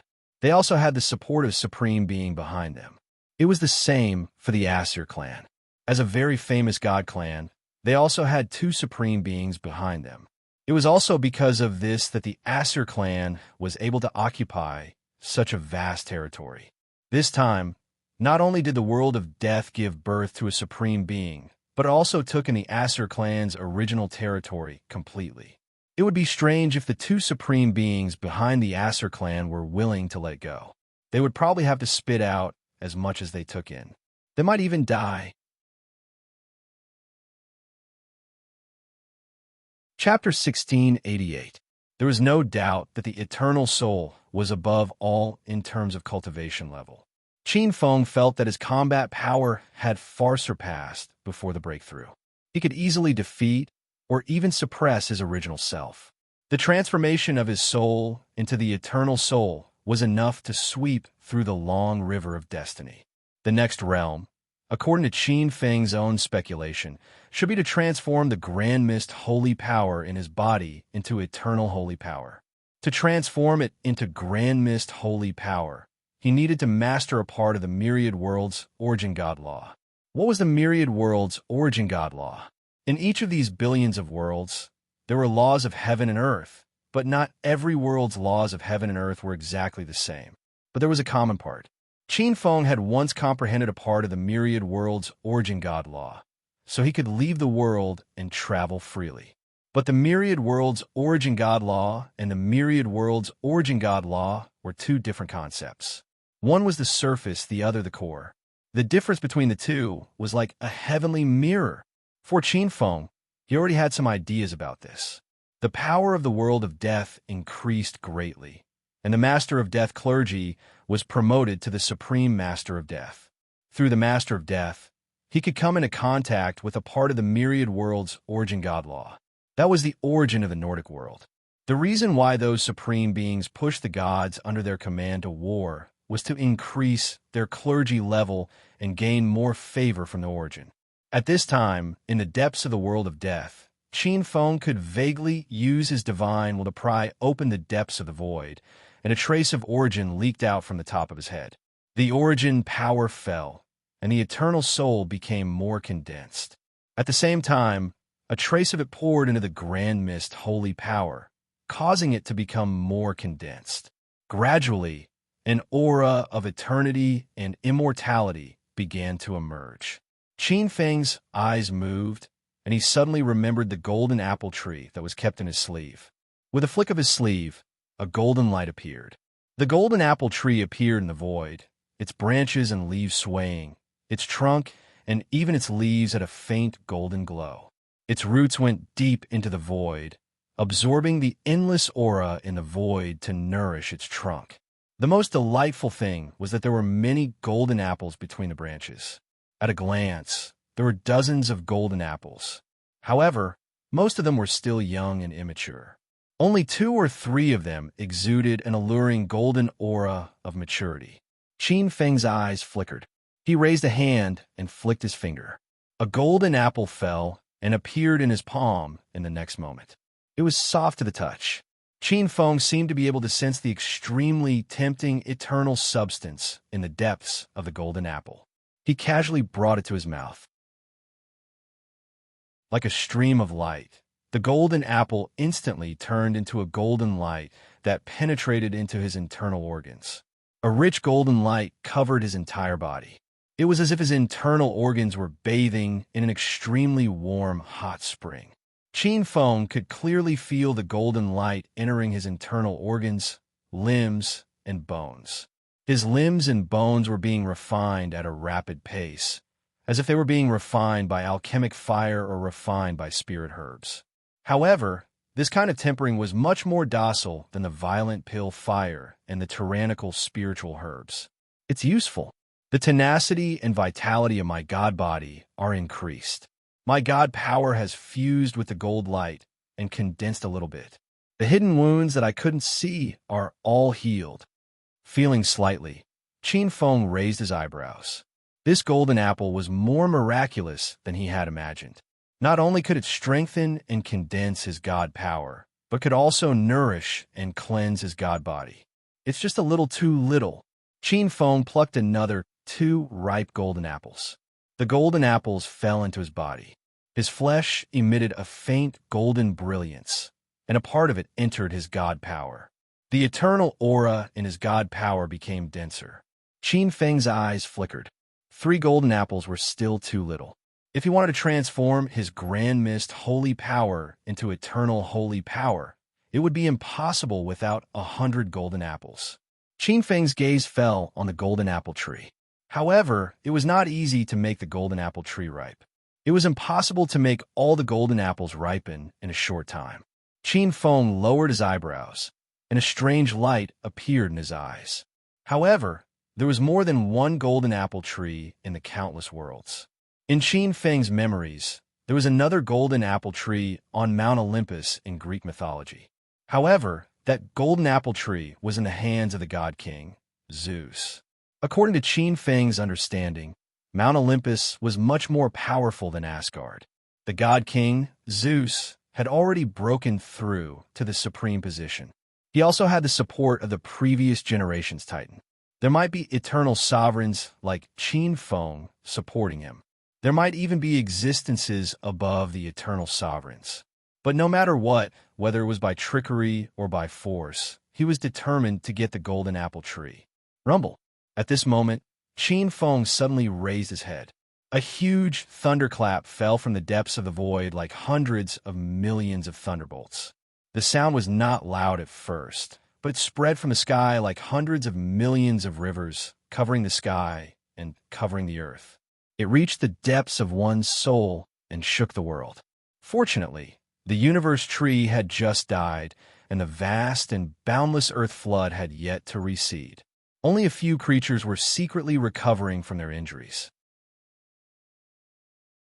However, even his soul was unable to move in the midst of such a huge phenomenon.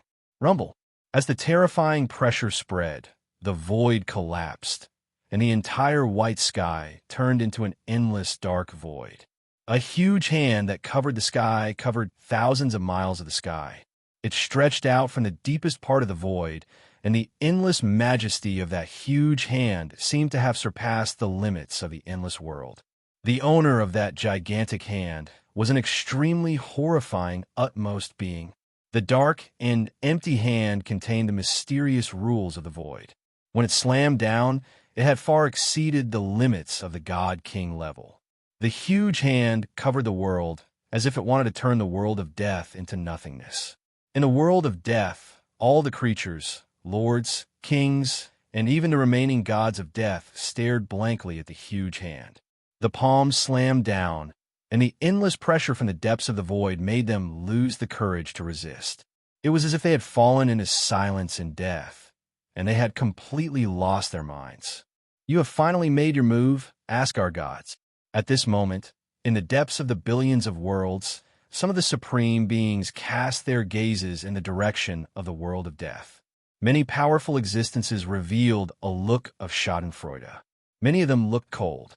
A newly promoted supreme being against a veteran supreme being of the Asgard gods. The chances of the newly promoted supreme being winning were not high. If they were lucky, they would be severely injured. If they were unlucky, they might even die. At this moment, the expressions of many supreme beings changed again. In another part of the sky, another huge hand stretched out, and the void collapsed as it slammed into the world of death. Yet another utmost being. The two supreme beings of the Asgard gods had both made their moves. It seemed like they were determined to kill this newly promoted supreme being. Chapter 1689. The surging aura of the wind tore through the void and gushed into the heaven and earth. The horrifying aura seemed as though it could shatter the universe and destroy time and space, causing the heaven and earth to sink into oblivion. With a boundless aura, the pale-colored gigantic hand slammed out heavily, bringing with it a might that was not any weaker than that of the dark void gigantic hand. Grabbing out at the world of death, the boundless power seemed as though it was going to pierce through the world of death entirely. Scram! With a loud boom, the heaven and earth quaked. In the depths of the world of death, an extremely horrifying consciousness swept out. At this moment, in the trillions of worlds, many utmost beings seemed to have caught sight of a pitch-black sun rising from the depths of the world of death. This terrifying consciousness that was way beyond their imaginations swept out savagely above the heavens. That horrifying consciousness that tore through the heavens collided with the two gigantic hands in the heavens like a volcanic eruption, causing the two gigantic palms to crumble instantly. A boundless might gushed out like a tidal wave that was gushing out from the ground. The torrential consciousness swept out like a tidal wave. After the two gigantic palms were destroyed, the remnant force did not stop. Everywhere it passed by, time and space would be pierced through. Immediately after, it split into two and dashed out in two different directions. "Arg, how dare you!" Faintly, two extremely enraged voices rang out from the depths of the void. However, they were devoured by that horrifying consciousness in the blink of an eye. Rumble. Along the way, there seemed to be trillions of worlds that were pierced through by this torrent. One against two. To think that the new utmost being would be able to injure two utmost beings. How could this be? At this moment, in the depths of the trillions of worlds, some of the utmost beings looked at the depths of the heavens in a daze. Those horrifying cracks and vortexes could not move at all. To think that this new utmost being would be this tyrannical. In the depths of the vast void, some of the utmost beings who were hidden in the depths of the void had grim looks on their faces. Many of them were bewildered with a hint of wariness. To think that there would be such a horrifying utmost being in this world. At this moment, in a mysterious place, several existences that were shrouded in an aura of darkness, destruction were looking in the direction of the world of death with an extremely evil gaze. Another figure remarked indifferently, "This world has merged with too many strange worlds. Among them, there are quite a number of known high-level worlds. There are many powerful individuals. Although it is rare for such a powerful individual to be able to defeat a veteran supreme being the moment he advances, it is not too rare either. Who cares? The more powerful and complex the world is, the more beneficial it will be to us after it is destroyed." Among the several figures, one of them was somewhat disapproving. Instead, his eyes were burning with greed. It's easier said than done to destroy such a huge world. Now that the supreme beings of all the major celestial races are gathered here, and as more and more worlds join in, the destruction will become more and more complicated. One of them was a short figure with a low and hoarse voice. She seemed very calm. "What does that have to do with anything? We just have to take it one step at a time. First, we'll kill those utmost beings and devour their source. One day, we'll destroy this place entirely." The powerful existence who spoke earlier laughed strangely. His gaze fell on the incomparably dark death sun in the depths of the world of death. His eyes were filled with greed and covetousness. "This isn't over yet. We won't rest until we're dead." An angry roar that was clearly unwilling to accept the outcome reverberated from the depths of the void. If the first voice was only filled with anger, the second voice was filled with an inextinguishable killing intent. Qin Feng's mental attack had not only injured him, but had also covered his entire nest and destroyed it indiscriminately. Countless subordinates and descendants had become sacrificial lambs in the battle between the supreme beings. The voice that was filled with killing intent spread all the way to the world of death. It even reached the ears of every living being in the territory of the Aso celestial race who had luckily escaped this calamity. It was extremely majestic and surging with terrifying killing intent. It pierced through the boundless world and pressed down on the hearts of countless living beings. Even the laws of heaven and earth seemed to have completely frozen in the voice that was filled with killing intent. Still trying to show off? In the depths of the world of death, the huge death sun emitted an extremely intense light. Qin Feng had not used all of his power.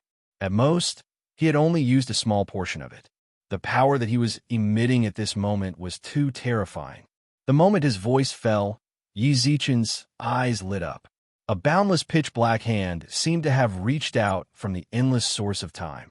It suddenly reached out from above fate and passed through the boundaries of time and space. Boom! At this moment, all the powerful beings and utmost beings of the trillions of worlds raised their heads. All they could see was a formless, gigantic palm that was crushing down on the laws of the heaven and earth forcefully. A bright light swept out, causing everything to bow down to this incomparably horrifying, formless amount of laws. The majesty of this palm seemed to have suppressed the billions of worlds. It was actually so powerful. At this moment, many powerful beings in the billions of worlds were dumbfounded. They felt that under this giant palm, they were incomparably tiny ants. This has definitely surpassed ordinary supreme beings. It's actually so terrifying. How is this possible? Didn't he just break through to the supreme realm? How could he be so terrifying? Could he be a peerless genius from some celestial race? He's too powerful. Soon after, the mighty existences came to their senses. Their expressions changed drastically. Their surging new advancements caused the void to tremble. In a calmly flowing void, huge storms and tides were set off, whistling as they swept through the world. Boom! The invisible giant palm blasted open the void. In the depths of the void, a huge green-robed giant wrapped in violent winds raised his head. His expression changed drastically, and a trace of fear, malevolence, and anger flashed across his face. In the next moment, the invisible giant palm slammed down heavily. Heaven and earth collapsed, and the void was destroyed. An earth-shattering sound rang out, and the brilliance was dazzling. However, after a short moment, it was suddenly annihilated. That huge stretch of void collapsed instantly.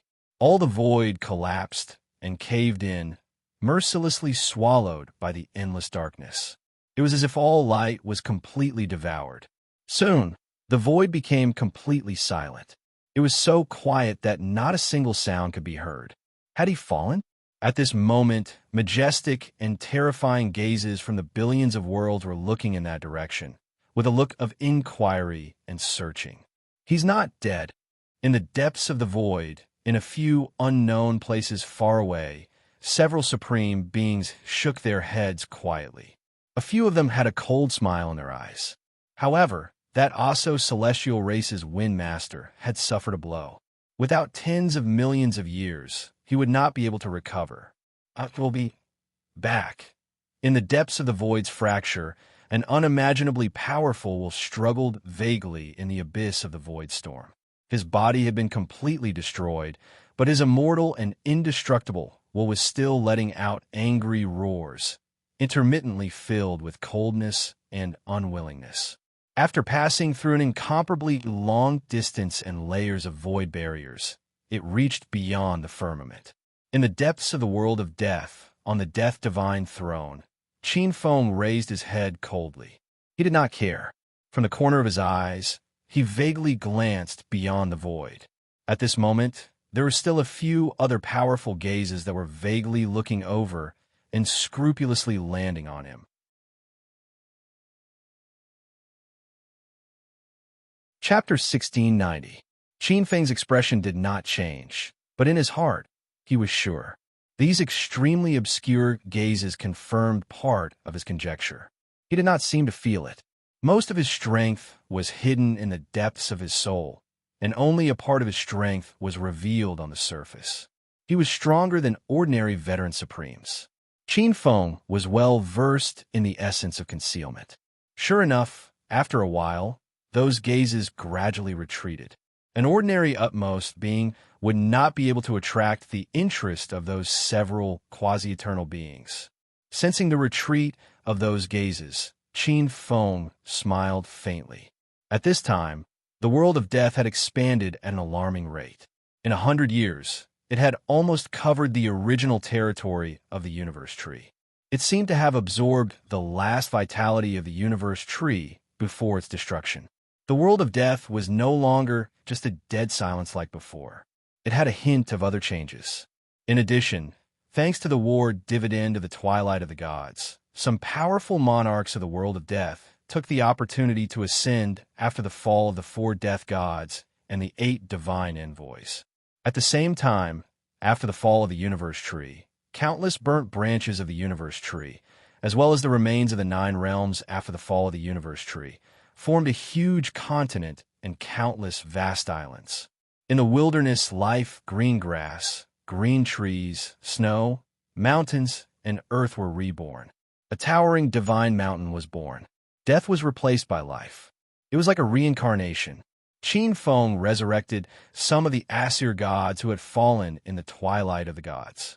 After those Aesir gods died in battle, their divine souls sank into the world of death. Qin Feng resurrected them and took over a part of the world of death's divine positions, as well as the vacant divine positions. For example, the earth, mountains, forests, the sky, flames, and so on. However, some of the more important divine positions, such as the sun, light, darkness, ocean, and so on, were not given out. Qin Feng had other ideas. The new Aesir gods were a sharp weapon in Qin Feng's hands to earn the origin, and some of the divine positions that could give birth to Lord gods and even god kings were undoubtedly sharp weapons to attract other gods. After refining a part of the war dividend, Qin Feng reappeared on the new continent. Qin Feng called this continent the Elysium. In the future, it would also be the place where the new Aesir gods would preach. Regarding this territory, Qin Feng valued it quite a bit. The Nordic world was not an ordinary world. Every piece of land here was worth its weight in gold. Of course, Qin Feng had the Spirit Sea world. However, in Qin Feng's opinion, although the Spirit Sea world was huge, it was still just a small ravine. With the fall of the Aesir gods led by Odin, the father of gods, and the rise of a new god race, although the war had quietly ended, an invisible influence quietly swept in all directions like an undercurrent. The rise of a new world of death was worth considering for some of the powerful beings in the surrounding realms. However, most of the mighty figures were thinking of forming an alliance. After all, Qin Feng had displayed his strength previously. This newly minted utmost being was no pushover. Fighting 1 against 2, he even obtained a complete victory and dealt a heavy blow to one of the utmost beings. This wasn't something that an ordinary utmost being could do. Only a part of his heart had other thoughts. At the same time, while the world of death was reaping huge benefits from the war, it wasn't the only one benefiting. There was another existence who, following the fall of the Aesir gods, also obtained unimaginable resources. In the center of the Elysium, in a canyon. On this day, a power that could not destroy the heavens and the earth was suddenly born. The river of destiny trembled violently. The billions of worlds could also feel the changes in the laws of heaven and earth in the depths of the void. A huge figure of light emerged from the depths of the void. A part of the laws of destruction transformed into a gigantic black dragon of destruction with wings that could cover the sky. Roar! Roar! An ancient dragon roar resounded. In the billions of worlds, countless dragons let out surging dragon roars, one after another. Another utmost being has been born, utmost being of destruction. In the billions of worlds, gazes were once again cast towards the Elysium. All of them were shocked and inexplicably shocked.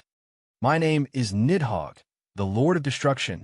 An earth-shattering dragon roar resounded. It's him. In the billions of worlds, some of the mighty figures recognized this newly minted utmost being of destruction. Primordial poison dragon Nidhogg. He was the one who had secretly emptied the essence of the universe tree. Otherwise, the Aesir gods would not have fallen so quickly. To a certain extent, if not for this primordial ancient god who was born at the beginning of the world, Odin, the father of gods, would not have died in the twilight of the gods. What a lucky fellow! Seeing him, some of the mighty figures had a trace of envy in their eyes. Nidhogg was overjoyed to feel the surging power in his body. This is the utmost being of destruction. His figure transformed into an incomparably muscular black-robed man. Feeling the terrifying power in his body that was more than 100 times stronger than before, the ambition in Nidhogg's eyes began to swell. As an utmost being of destruction, he was already qualified to be the ruler of a group of dragons. He looked at his surroundings. Although the vast continent was still barren, the ruins were built on the remains of the universe tree and had great potential. There are also 3 divine springs. The Aesir gods had fallen and the universe tree had collapsed, but the 3 divine springs were still there. In the future, they would definitely be able to nurture a large number of living beings and become an enviable source of life. Of course, what made Nidhogg the most passionate was the origin of chaos in the 3 divine springs. But at this moment, he suddenly felt a chill on his back. He felt as if another gaze had pierced through space and time and was staring at him from an unknown place. Under this gaze, he felt a terrifying sense of danger in his heart, and his heart throbbed violently. He was instantly awakened from the ecstasy of breaking through, and cold sweat appeared on his forehead. It's him! Nidhogg had been in seclusion under this new continent to break through to the utmost being, but he was not unaware of the changes in the outside world. He was very clear about the majesty of that unknown existence in the depths of the world of death. Obviously, that gaze that was close to him must have come from that tyrannical ruler in the depths of the world of death. Nidhogg's expression changed slightly. He had just broken through, and the surge of power in his body gave him an unusually strong sense of confidence. He really wanted to fight with that person. But when he thought of the two rulers behind the Aesir gods who had been severely injured by that unknown existence, Nidhogg immediately became terrified. The two rulers behind the Aesir gods were the original ancient gods of the Aesir gods, just like him. Nidhogg was very clear about how powerful those two were. At this moment, he had just broken through. In terms of strength, he was definitely not as strong as the two rulers behind the Aesir gods. That unknown utmost being could easily injure the two veteran utmost beings, so it would not be difficult for him to deal with him. These thoughts flashed through Nidhogg's mind, and he looked at the three divine springs buried under the ground with great reluctance. But when he thought that this was the territory of that unknown, terrifying utmost being, he immediately felt as if his butt was on fire. With a flash of divine light, this new utmost being of destruction disappeared in the canyon of the new continent.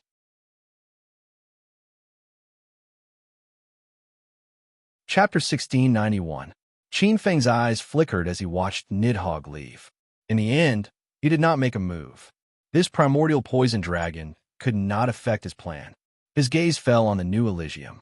This new continent had already given birth to ice, trees, and life.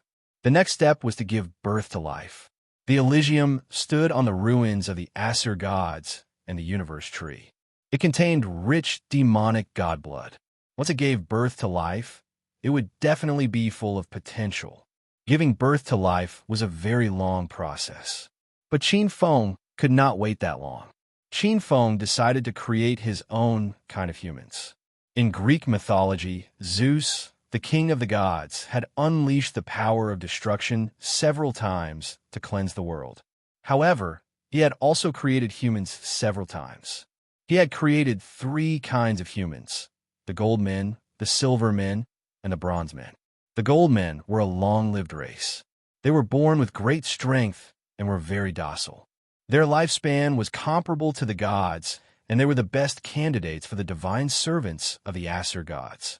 However, the gold men were eventually exterminated by the monsters. Only a small number of them remained as divine servants of the gods. The silver men were not as docile as the gold men. They also had the strength of the gold men, but they were powerful, reckless, and lacked rationality. They liked to quarrel. The gods of Aesir did not like them. They then launched an earthquake to bury them. The bronze men did not have the strength of the silver men. However, they were unruly and disrespected the gods. They liked to fight. The few kinds of humans created by Zeus had flaws. Their bodies were strong, but their souls were weak. They showed all kinds of small problems. Qin Feng was a Deshang in the innate Tao of creation. His strength was even greater than Zeus. Qin Feng looked around the entire Elysium. Finally, he landed by the sea. This place was surrounded by mountains and sea. There were many mountains and caves. It was the most suitable place for the new humans to live. With a flash of light, Qin Feng landed on the shore of the sea. Rumble! The sea roared as the blue waves crashed onto the beach. The sea and the sky were the same color. Qin Feng took out the materials he had prepared, the soil that contained the blood essence of the Aesir gods and a part of the spring of wisdom. However, Qin Feng did not use the other two great springs, the spring of fate and the spring of ice and snow.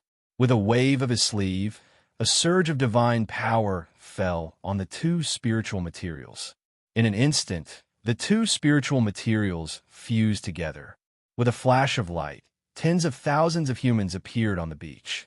There were different men and women, and all of them were naked with pure expressions.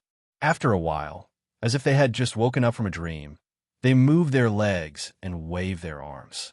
In the next moment, they were beaming with joy. You touch me, I touch you. Looking at the blue sky and the blue sea, they wantonly vented the joy of being reborn. Qin Feng gazed indifferently at the first batch of humans. Perhaps it was because they had the blood essence of the Asa gods in their bodies, but they all had the appearance and physique of Westerners. Their bodies were very strong and full of spirituality. His potential was astonishing. As for the three leaders, they were born with strong divinity. His strength was abnormally strong, and his physique already had some of the characteristics of a divine body. He was a born quasi-god. As long as he ignited the divine fire, he would be able to successfully ascend to godhood. Father, after a while, they noticed Qin Feng's presence. Under the leadership of the three strongest humans, the many newborn humans feverishly knelt in front of Qin Feng. Perhaps it was Qin Feng's doing, but these first-generation humans had a bone-deep respect and admiration for Qin Feng. Nodding slightly, he was quite satisfied.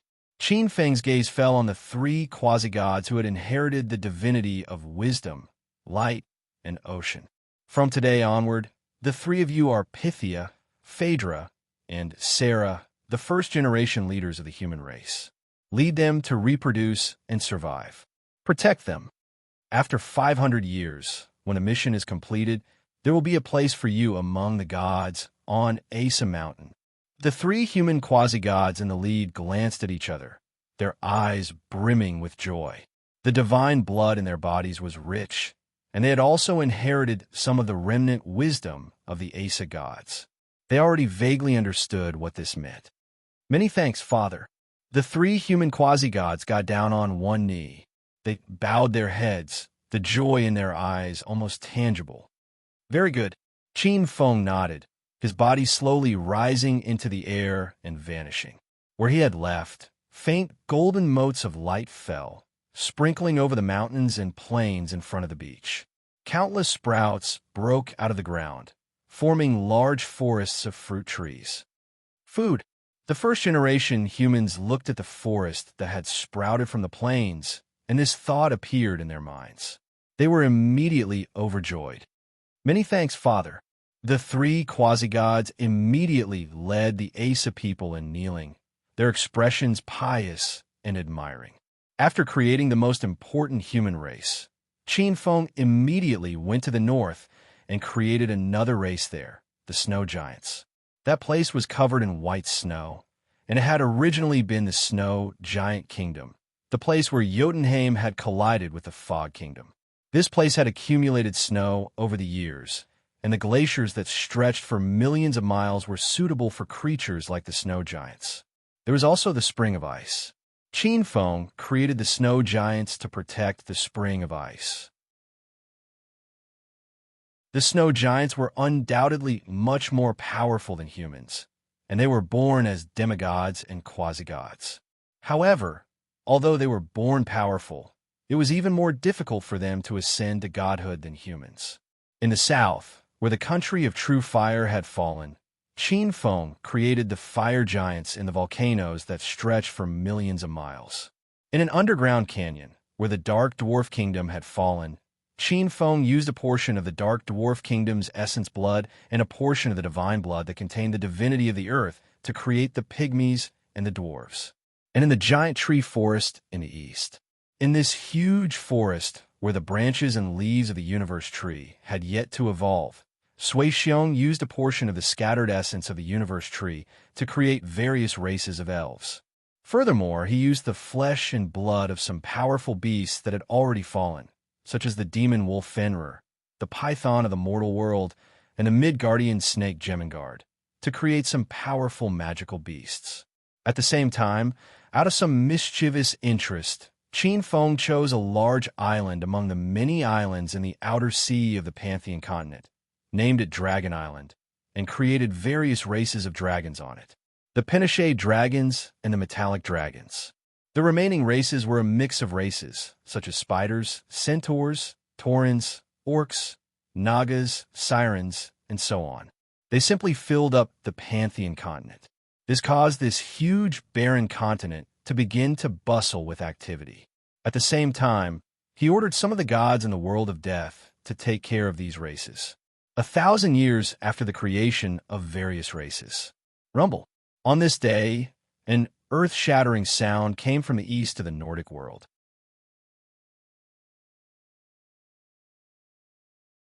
Chapter 1692. On Elysium, on the central divine mountain that Qin Feng had named the divine mountain of Asgard, Qin Feng, who was seated on the central divine throne, was startled by the earth-shattering explosion. Huge ripples swept across the myriad worlds from the east like invisible waves. Vaguely, countless huge worlds gradually emerged from the haze in the east. It's the Chaos World. Qin Feng's eyes narrowed as a strange light flashed in them. After thousands of years, the Chaos World had finally merged with the Chaos World. This world had become even bigger. It wasn't just Qin Feng.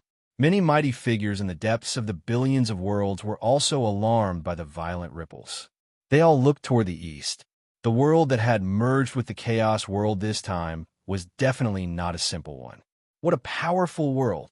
At this moment, a portion of the Tao ancestors and Buddhist ancestors had gathered outside the Chaos World's heavenly river. They witnessed the huge world opposite them opening its doors to the immortals of the Chaos World. Sensing the unique laws of heaven and earth in the opposite world, as well as the vague and powerful auras, the Tao ancestors' expressions changed slightly. Just by sensing it, they discovered that there were many auras that were on par with their strength. Upon closer inspection, there were many extremely terrifying existences hidden among them. Sensing it slightly and triggering a trace of power, the Tao ancestors and Buddhist lords' expressions changed drastically. This world's waters ran deep. It was boundless, and they couldn't see its bottom clearly. Just by probing it slightly, they could sense that the world was vast and boundless, and it was filled with dense fog. It was filled with countless dangers. The Chaos World has merged with such a terrifying world this time. The Empress stood at the front of the fortress with an unprecedentedly solemn expression. She was the mother of the world and had the aura of an emperor. Heavenly Queen Mother. Over the years, this Heavenly Queen had gradually touched the threshold of the Heavenly Five Virtues, the heavenly rule of virtue. What a strange world! Buddhist chants sounded, and Buddhist light was vast and mighty. Several Buddhist ancestors looked thoughtful. As Tao, fusing Buddhist ancestors and Tao ancestors, they could clearly sense the difference in the laws of heaven and earth in the opposite world. Before this world merged with the Chaos World, it had probably merged with many other worlds. The Buddhist lord's eyes flickered with a strange light. There was also a hint of hidden worry. In the past, the Chaos World had merged with many worlds. The Chaos World was known as the 3,000 Great Worlds, and it wasn't an undeserved name. However, the world that had merged with it this time was simply beyond everyone's imagination. This would probably have a huge impact on the current situation of the Chaos World. What an interesting world. On the other side, among the Tao ancestors of Tao sect, Great Void Tao ancestor smiled faintly. This Tao ancestor was dressed in a Tao robe. He looked lazy, but there was a layer of dreamy aura around him. He looked at the world on the other side, and a dreamy, hazy brilliance circulated in his eyes. Several Tao ancestors had different expressions. As for some half-step gold immortals, when they saw this scene, they were filled with unconcealable excitement. Their opportunity had come. Although it was known as the 3,000 Worlds, it was mostly occupied by Buddhism, Taoism, demons, shamans, devils, and other major forces. Ancestor had Great World. The emergence of this huge new world gave many mighty figures who were shackled in the half-step golden immortal realm a new hope. No matter what, send someone to the other side first to investigate the world on the other side. Queen Mother's expression was calm. Although she was surprised, she had other thoughts. Fellow Taoist Queen Mother is right. That's how it should be. That's how it should be. The Tao ancestors and Buddhist ancestors nodded slightly. Many of them even sent their clones to the other world. The appearance of such a strange world was not only the hope of the half-step gold immortals. It was also a huge opportunity for many rank 16 gold immortals. Silently, the entire chaos world began to surge. Many half-step gold immortals could not help but send out their clones, incarnations, or disciples. They even entered with their real bodies. Soon, a portion of the Nordic world was discovered by the chaos world. Could one break through to rank 16 just by condensing a godhead? No need for Tao integration. No need to comprehend the Khanate rules. All sorts of profound mysteries were learned by the immortals and gods of the chaos world. For a time, it caused a huge reaction in the entire chaos world. Many half-step gold immortals who had been around for many years could no longer sit still. They headed to the new world to search for opportunities to break through to rank 16. The Patriarch has been cultivating in the chaos world for hundreds of millions of years. Now, the opportunity to achieve Tao has finally arrived. At this moment, outside the chaos world, in the depths of the heavenly river, in a huge world filled with flames, a half-step gold immortal with long red hair and a flame mark between his brows looked up at the sky and laughed loudly. I, perfected Lord Witheredwood, have finally waited for this day. In the chaos world, on a small hill, an ancient cave abode opened. An old Taoist with green hair and a crane staff looked outside the heavenly river. His eyes that had experienced the vicissitudes of life were filled with passion and madness. The position of Tao Ancestor. This time I must break through. In the depths of the heavenly river, on a huge planet, an ancient giant god that was hundreds of thousands of feet tall roared at the sky as his divine powers surged. I, Patriarch overturned, will not fall behind anyone. And I, Taoist black soul, ancient half-step gold immortals who could be traced back to the beginning of the world and the beginning of the Purple Cloud Palace, sensed the changes and walked out of their cave abodes. At the same time, as the two overlords of the chaos world, the Buddhist sect and the celestial sect of wonders began to mobilize their troops, preparing to directly occupy some worlds as bridgeheads and explore the mysteries of the laws of the new worlds at the same time. Compared to the half-step gold immortals of the small sects, the two forces undoubtedly had a huge advantage. In the Nordic world, the East collided with the chaos world. As the largest god race in the East, the luminous paradise was the first to be affected. In many territories, the figures of chaos world cultivators appeared. They tried to preach and even established various countries, forcibly harvesting faith and condensing divine positions. The luminous paradise killed batch after batch in an attempt to curb this trend. However, in the chaos world, countless experts surged, one batch after another. They scattered into various parts of the East. Usually, the luminous paradise repelled and killed a batch of chaos world cultivators in this place. But more chaos world cultivators quickly appeared in other places. Batches of angels were sent out. They were in a terrible state, and casualties began to appear. The chaos world cultivators were not easy to deal with. After suffering losses, they began to form groups in 2s and 3s. They began to intercept, ambush, or use all kinds of methods to deal with the angels who came to clean up. After a few times, the luminous paradise suffered a lot of losses.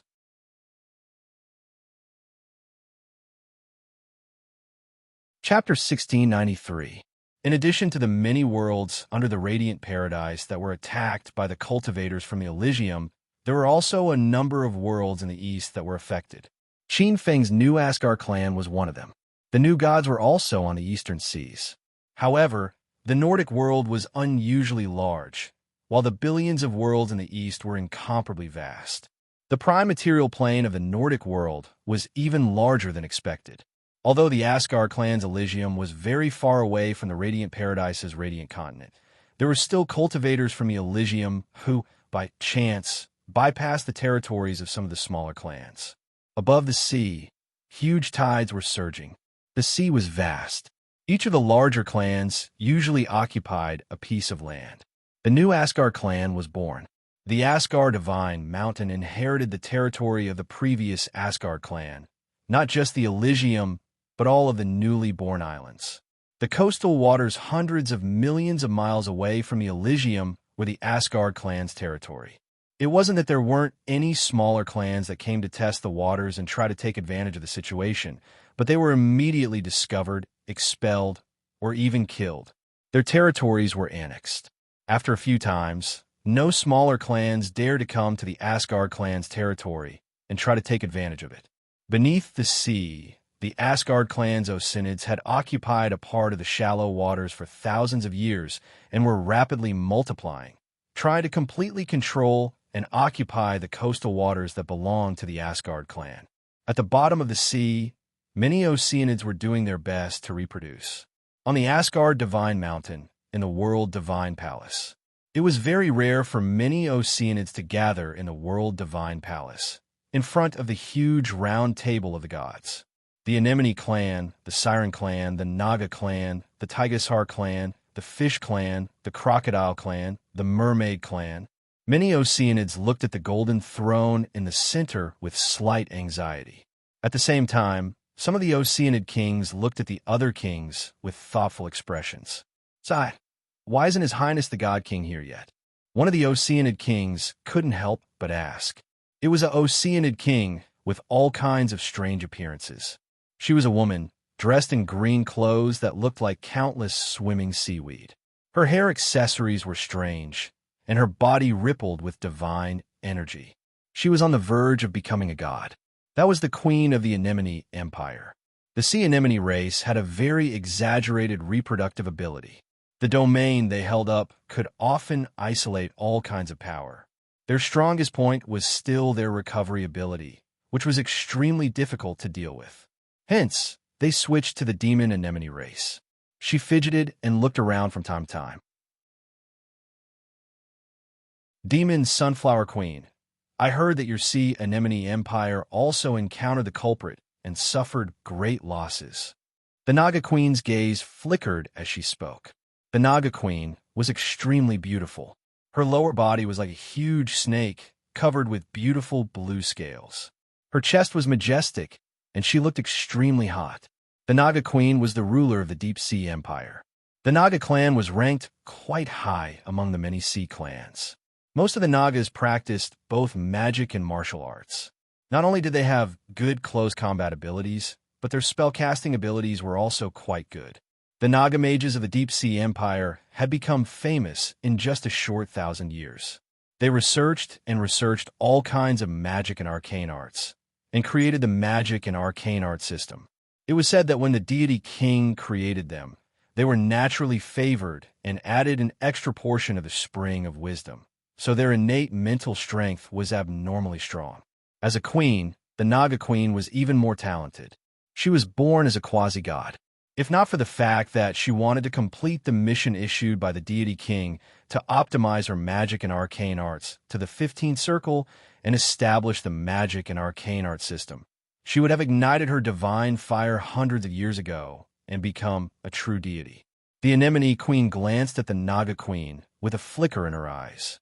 At this time, although the sea clans were in a competitive relationship, competing for the position of the deity of the sea among the 12 deities of Aesir, their relationship was still good.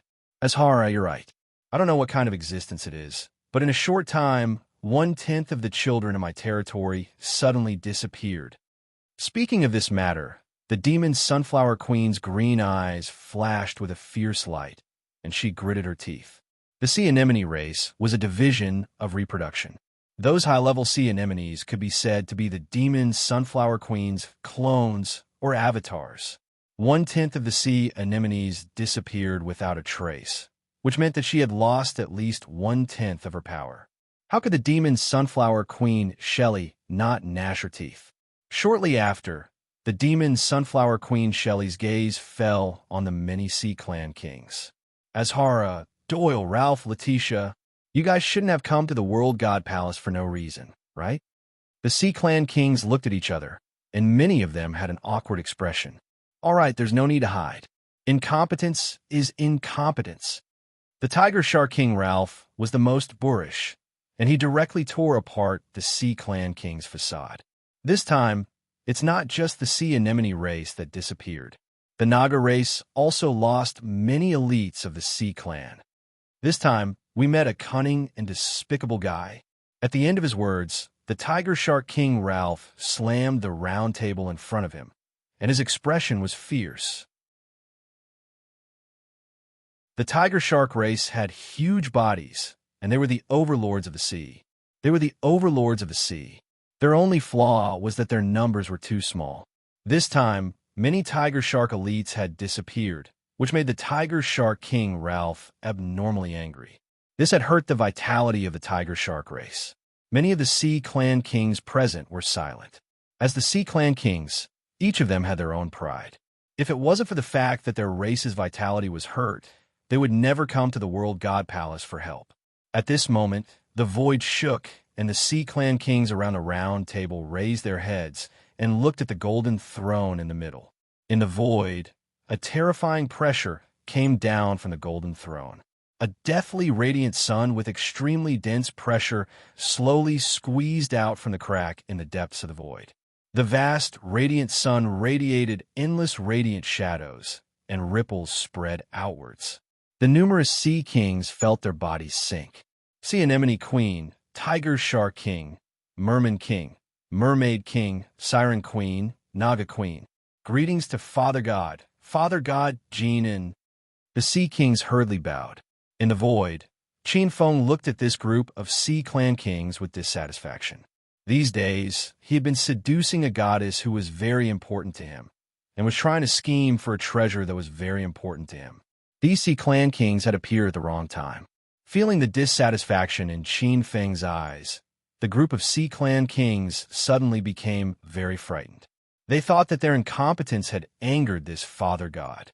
However, after scanning with his divine sense, Qin Feng raised his eyebrows, and the impatience in his eyes disappeared, replaced by a trace of gloomy anger.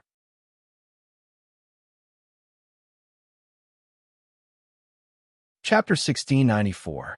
Over the past few days, Qin Feng had been creating races on Elysium using the path of creation and trying to obtain the other golden apple tree on Mount Olympus.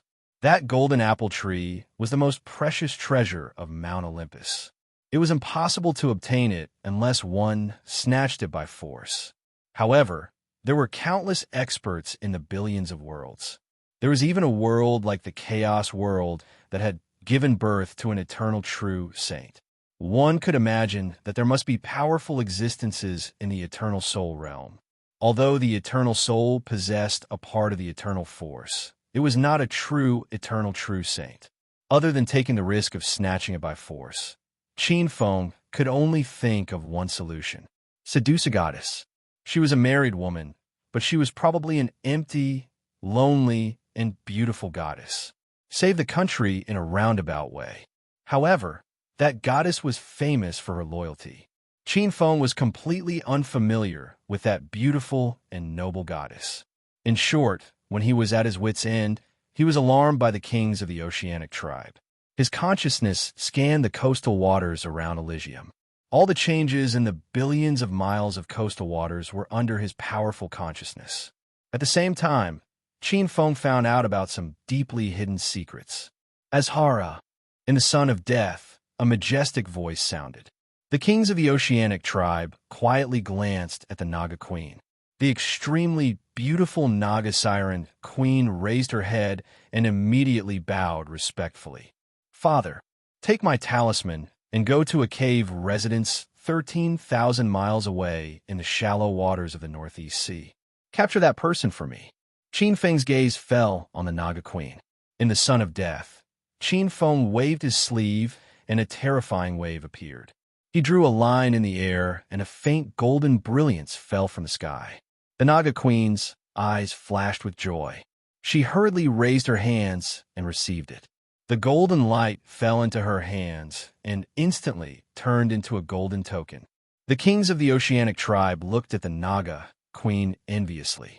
Holding the King of God's talisman could mobilize a part of King Asur's power to a certain extent. This was the dream of all the Asur gods.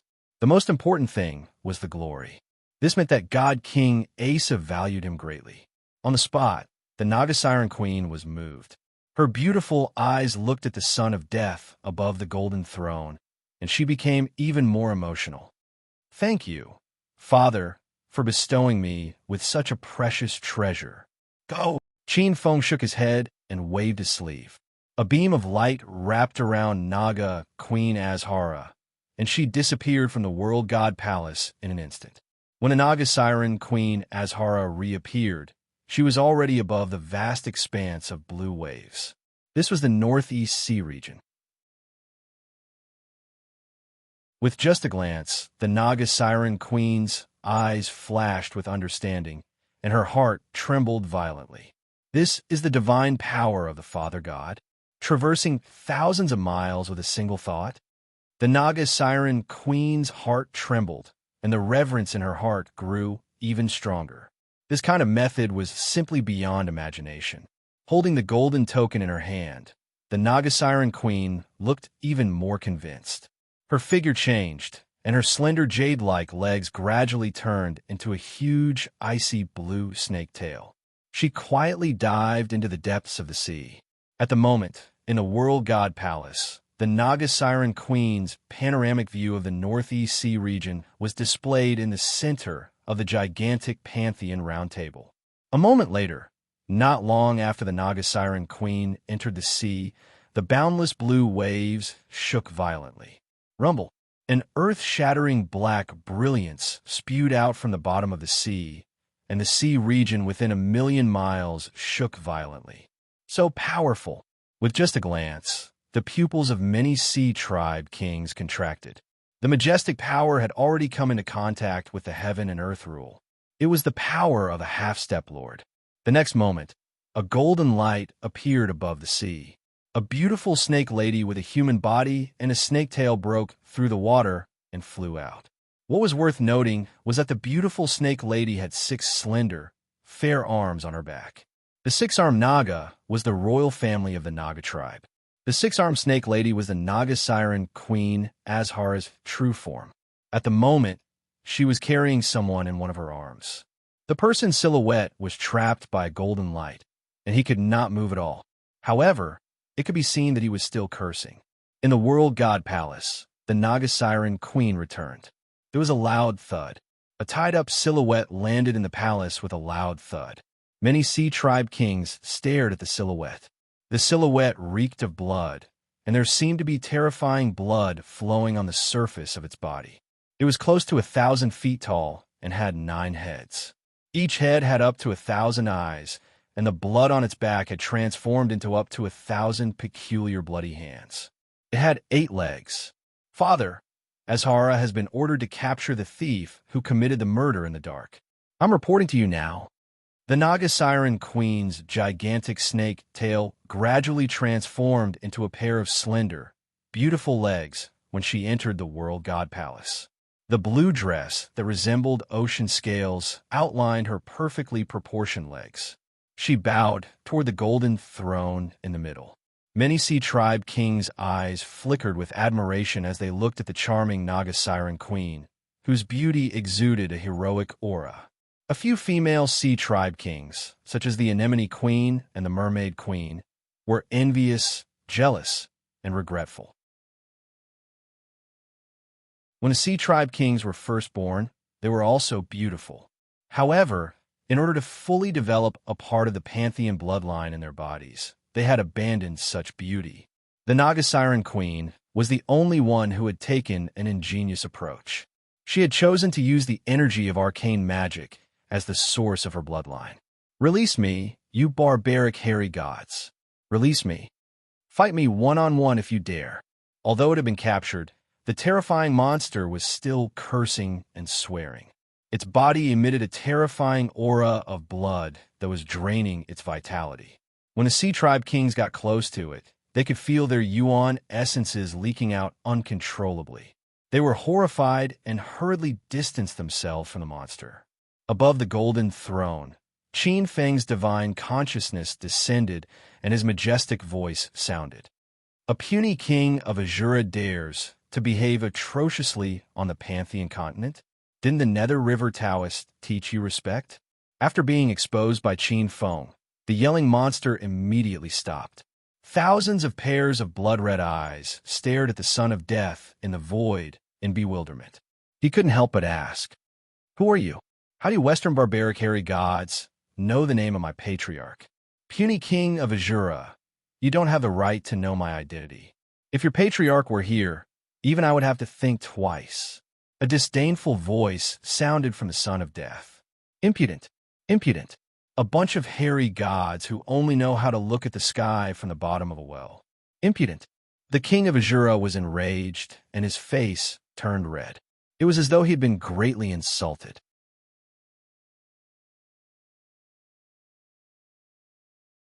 Chapter 1695. Qinfeng looked at the king of Azura coldly. The Azura clan originated from the Blood Sea and was born from the killing fate of heaven, earth, and heaven. They worshipped the Blood Sea's master, the Nether River Taoist, as their leader. However, to be honest, the Nether River Taoist was merely a rank 17 Dao ancestor in the second step. Such a Dao ancestor was nothing in Lin Huang's eyes. Take him away and send him to the god-slaying platform. Qinfeng waved his hand right away.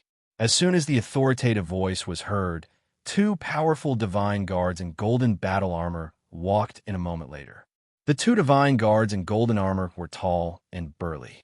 The king of Azura did not panic. Instead, he glared at Qinfeng with blood-red eyes. Devil God, do you really want to be enemies with the Blood Sea? The Blood Sea's organization is in no way inferior to your so-called Heaven of Light. Are you really not going to give us any leeway? Before he could say anything else, the two divine guards carried him out of the world god palace directly. They arrived in front of a mountain peak. There was another god's prison at the foot of the mountain. The god's prison was dark and boundless, and there was an extremely peculiar aura coming from the depths of hell. Soon after, a shocking bolt of lightning struck from the void, accompanied by an earth-shattering shriek. The next moment, many Sea tribe members looked over. The king of Azura from the foreign world had been completely annihilated. A half-step lord had died on the god-slaying platform, just like that. This shocked many Sea tribe kings greatly. Many Sea tribe kings were still in a daze, even when they left. Following the bolt of lightning that penetrated the heavens and earth, many quasi-gods from various tribes heard about what had happened on the Asgard Divine Mountain soon after. While they were shocked, they also felt a sense of awe toward the Asgard Divine Mountain. From that day onward, many quasi-gods from various tribes understood that the one on the Asgard Divine Mountain was not lacking in kindness. Back then, he had not lacked in majesty and grandeur. However, to a certain extent, the swift and clean execution of this half-step Lord Intruder gave some of the tribes a sense of security.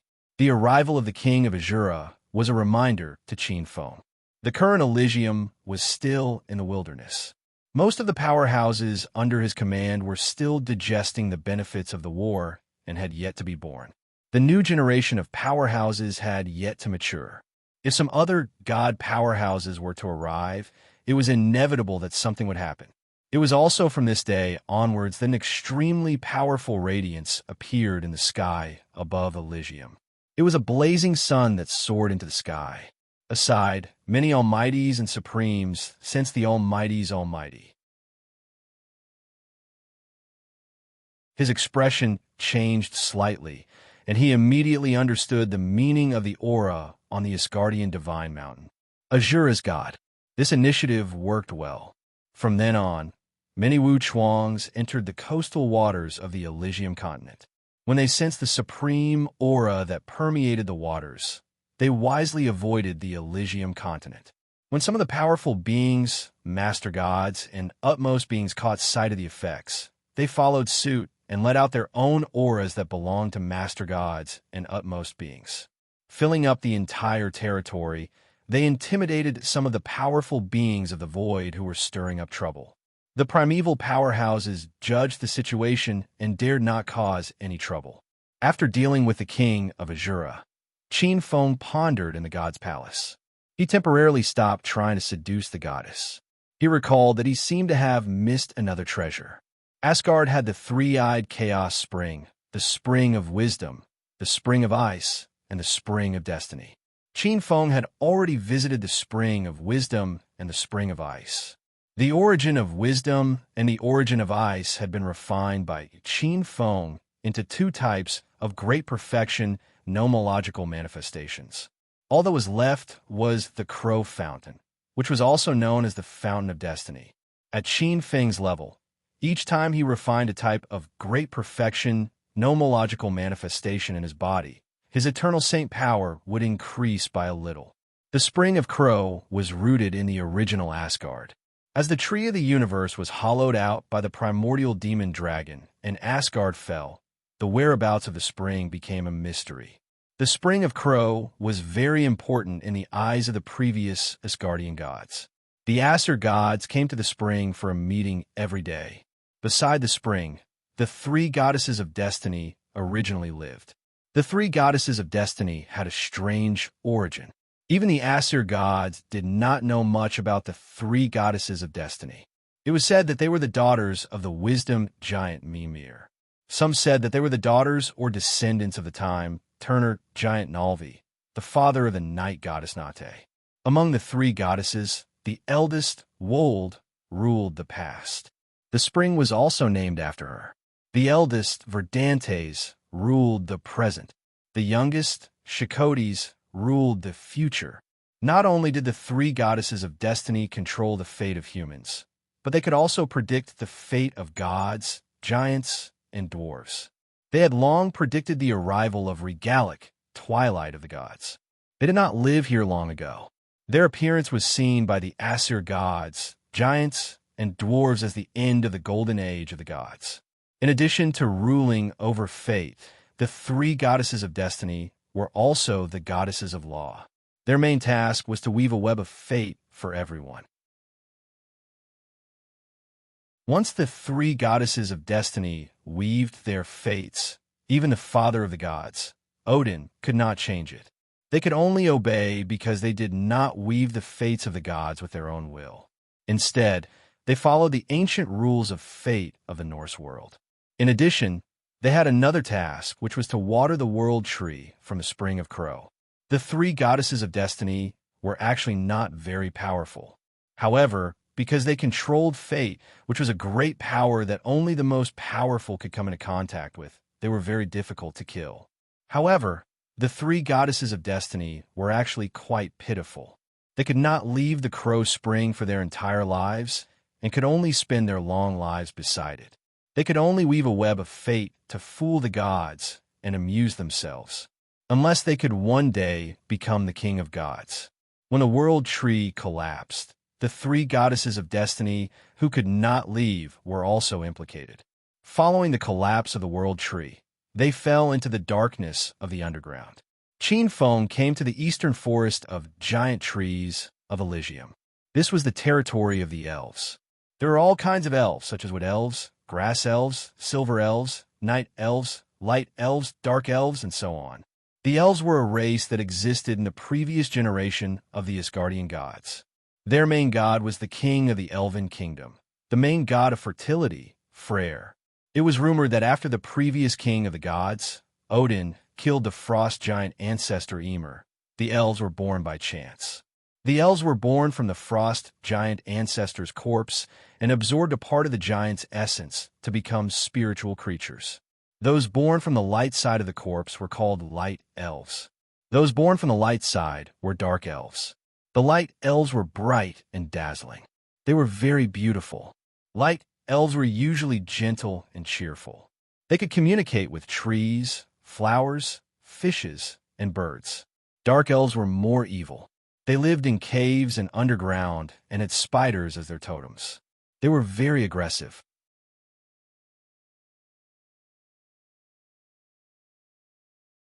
Chapter 1696. The giant tree forest was extremely vast, and there were many elven races living in it. Many magical beasts roamed the forest. The giant tree forest was built on a branch of the tree of the universe that had not been burned yet.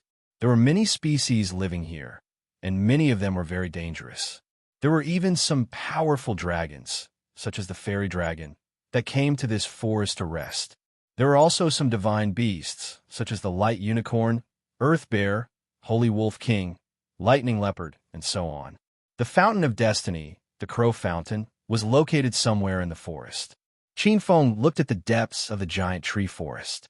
It was said that there was a magical lake in the giant tree forest. During the day, it was ordinary, but at night, it was like the moon. The lake seemed to reflect the life and death of countless creatures in the divine continent. What was even more magical was that every year on the full moon, if one made a wish at the lake, there was a certain chance that the wish would come true. This lake was in the capital of the Sun Elves, the High Elves.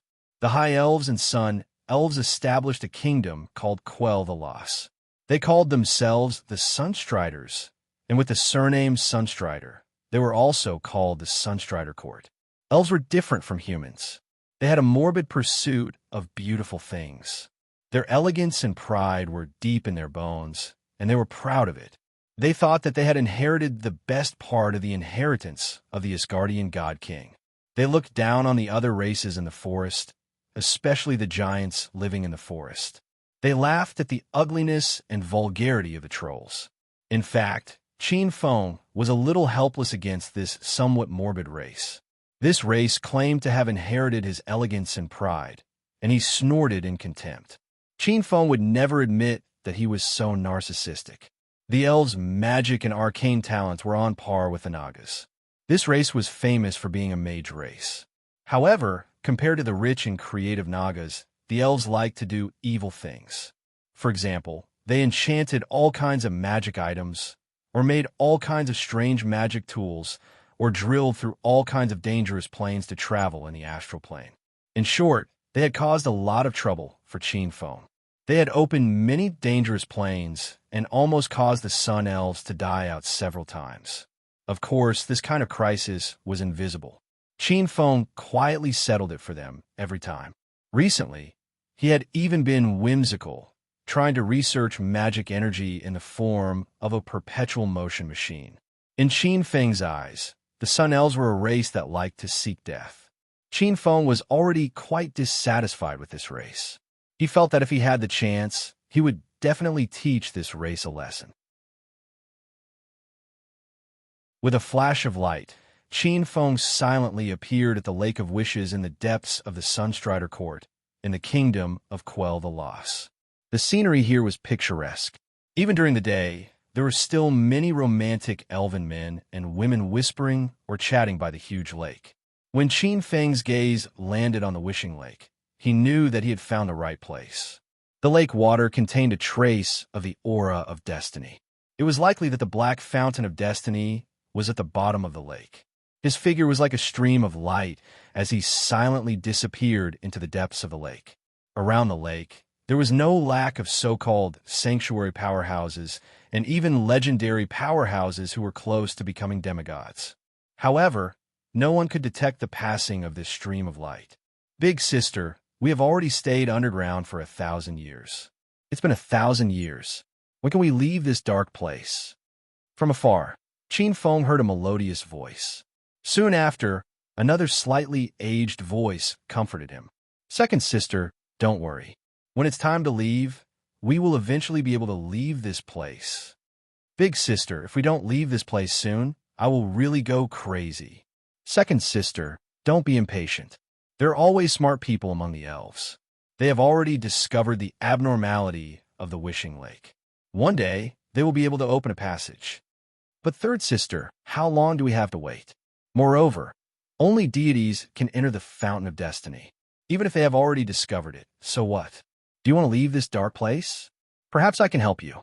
Just as the three goddesses of destiny were arguing, an incomparably dignified voice appeared in the sky above the black fountain. The three goddesses raised their heads and saw a figure appear in front of them like a beam of light in the blink of an eye. Looking carefully, the three goddesses of destiny were shocked to find that this figure was like a giant sun that had jumped out of the river of destiny, emitting an incomparably dignified radiance. Even the three goddesses of destiny could not see it clearly. The three goddesses of destiny were shocked. The three goddesses controlled destiny. The power of destiny was an extremely powerful force. Even the previous god King Aesir, the father of all beings, Odin, could not hide from them. This time, they could not see the figure in front of them clearly. Clearly, there was only one answer. This was a terrifying existence that was mighty and unimaginable. Qin Feng looked at the three goddesses of destiny. In legends, the three sisters of destiny were both mysterious and powerful. It was rumored that the eldest of the three sisters, Word, represented the past, so her face was old and withered.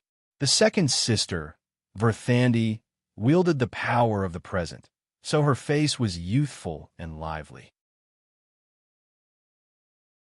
The third sister, Shikit, wielded the power of the future, so she was covered in a mysterious veil and did not show the truth.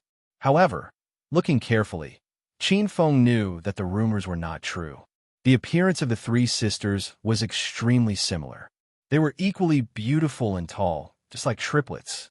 Oh no, it should be said that there were three stages of a woman. The eldest sister, Word, should be said to be a woman in her 30s.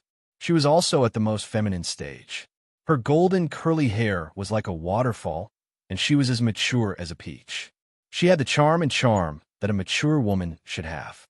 Her waist was slightly fuller than the other two sisters, but it was definitely not fat. This trace of fullness made her look extremely attractive. The second sister, Verthandi, looked similar, but more youthful. Her long hair was tied up in a ponytail, but the back was wavy. Her eyelashes were slightly fluttering, and she looked like a forest fairy walking towards you. The third sister, Shikit, was tall and covered in a mysterious veil.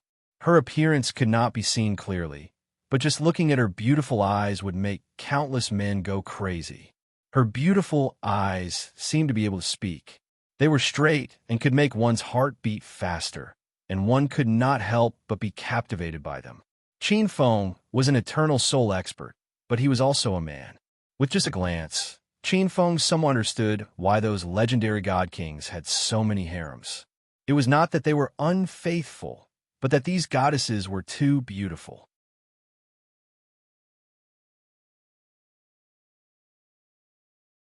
Chapter 1697. You have the ability to save us, sisters. Hearing Qin Feng's words, Verthandi subconsciously ignored why Qin Feng had appeared in the underground Black Fountain. Sister, the goddess of the past, Erdra, was Ravel Thandi. This mature and charming goddess stared at Qin Feng vigilantly. Sister, what are you afraid of? Isn't it just a request? In the past, when Odin and the others came, we would do anything. Verthandi pulled away Erdra's hand and looked at Qin Feng. A misty brilliance flashed through her beautiful eyes. Qin Feng vaguely felt an invisible trace of fate quietly sweep across his body. Raising an eyebrow, Qin Feng thought for a moment and decided not to repel the probing power of fate. Yes, you do have the ability to raise the Black Fountain into the ground. After a moment, Verthandi nodded, her beautiful eyes filled with joy. After saying that, the goddess of fate stared at Qin Feng with her beautiful eyes. Speak. What do you want us to do? I believe you aren't the type of Prince Charming who likes to help others. The other two goddesses didn't say anything else and also looked at Qin Feng. They also wanted to go out. After living in this dark underground space for 1,000 years, their hearts were also lonely. Snap! Qin Feng snapped his fingers and looked at the three goddesses with a smile. My condition is very simple. I want you to become the new queen of the Asur gods. Forget it, he said again. She's also my wife.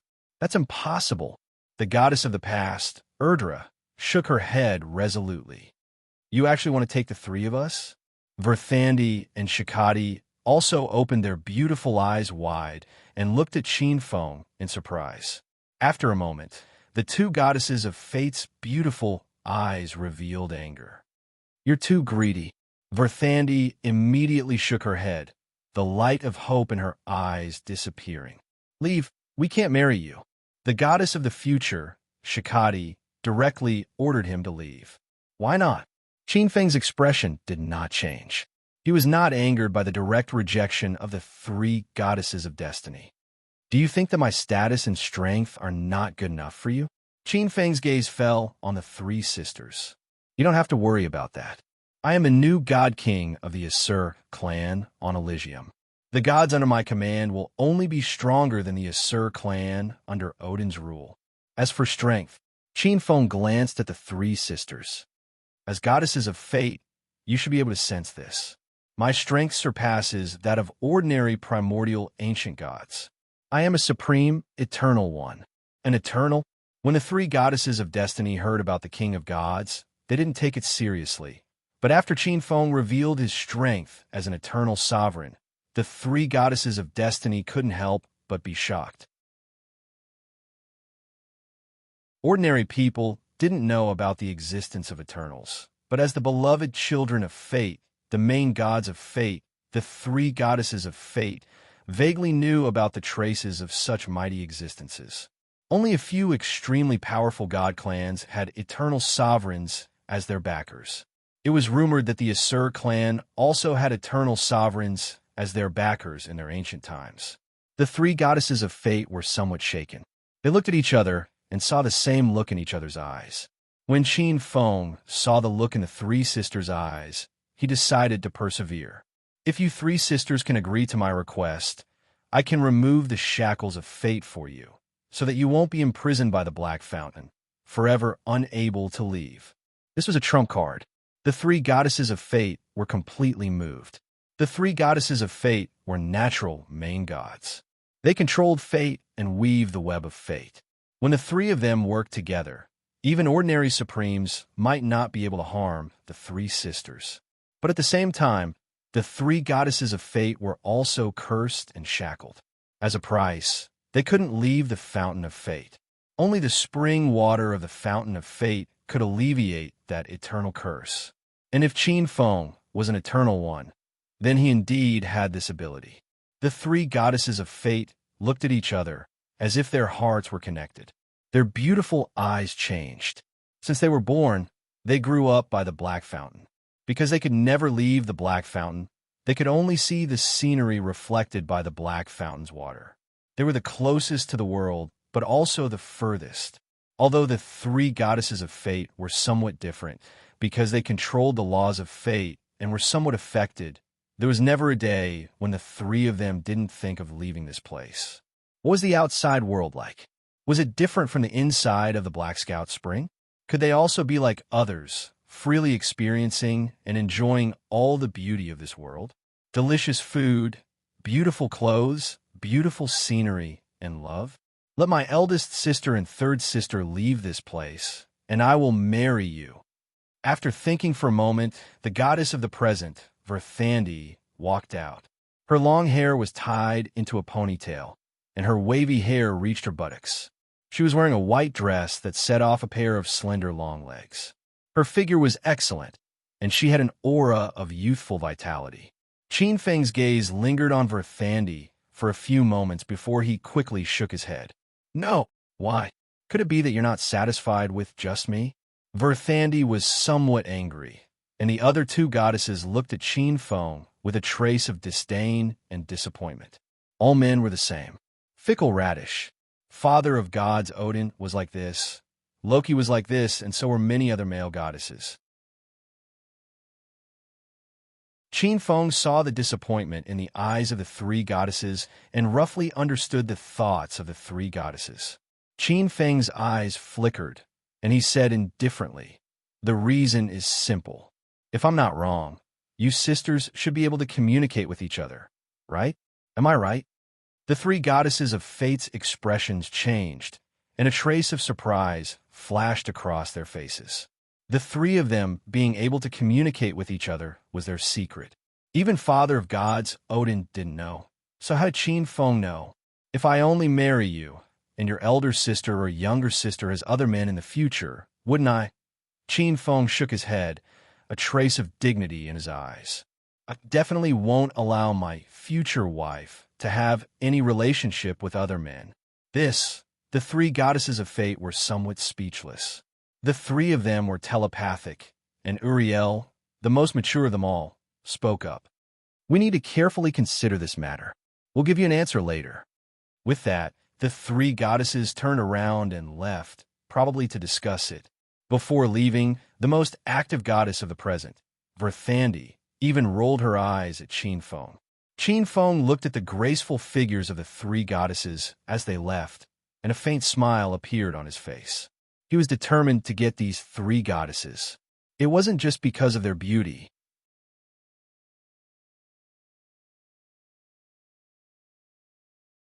Chapter 1698. Qin Feng muttered to himself. His gaze landed on the Crow Scout spring beside him. The spring water was as smooth as a mirror. Even in the dark underground, it could be seen clearly.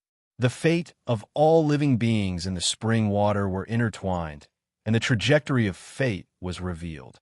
Of course, the living beings here referred to the Pantheon continent, as well as the living beings on the surrounding oceans and islands. The Nordic world was too big. This spring was not enough to encompass the fate of all living beings. But it was still very shocking. Some of the gods were even controlled by the fate net. They were incomparably powerful in the mortal world, but in front of fate, they were abnormally weak. But no matter how strong fate was, it could not be comfortable for an existence like Qin Feng. But Qin Feng did not look happy. As long as he did not prove his Tao and become an eternal true saint, he would never be able to completely control his own fate. All he could do was get stronger bit by bit. While the three goddesses of fate were considering, Qin Feng's gaze landed on the spring of fate. The spring of fate was like a huge lake. After pondering for a moment, he chose a rock by the lake and sat down cross-legged. His fingers intertwined as he formed a seal. His godly power began to refine the origin of fate in the lake. Strands of origin of fate fused into his body. Countless profound truths of fate, fate laws, and fate edicts fused into his mind, rapidly condensing divinity. Divinity became godhood. Godhood became overgod godhood. This transformation happened very quickly. Qin Feng's eternal soul was not only undying and indestructible, but in terms of calculation, it was also thousands or tens of thousands of times better than ordinary overgods. His ability to analyze the laws was also something ordinary overgods could only dream of. Not long after, the three goddesses, who had made their decision, came to the lake and quickly discovered this transformation. The three goddesses were stunned. They had clearly discovered that before entering this place, Qin Feng had not comprehended the power of fate. But in just half a day, he had become a fate overgod. This comprehension ability was simply terrifying. It was not just a fate overgod. A day later, the three goddesses discovered that Qin Feng's power of fate had reached the God King realm. Early God King, mid God King, late God King, peak God King. In just a few days, his power of fate was close to great perfection. At the same time, the power of fate in the Crow Scout Spring was rapidly weakening. Boom! On the 9th day, Qin Feng's body was covered in boundless lightning of fate. Rumble! It shook the void for billions of miles. In an instant, Qin Feng opened his eyes. A trace of destiny lightning flashed in his eyes. The scene of a great circle of laws appeared on his body.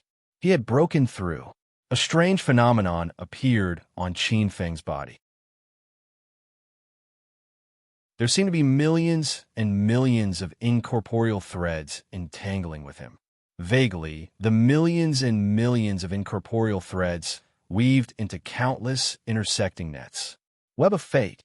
The three goddesses exchanged glances. The shock in her beautiful eyes was almost tangible. That was a realm that they could only dream of. However, Qin Feng broke through in just a few days. This was simply beyond imagination. However, the eternal beings themselves were inconceivable existences. The might that they possessed was something that could pierce through the countless dimensions of the heaven and earth.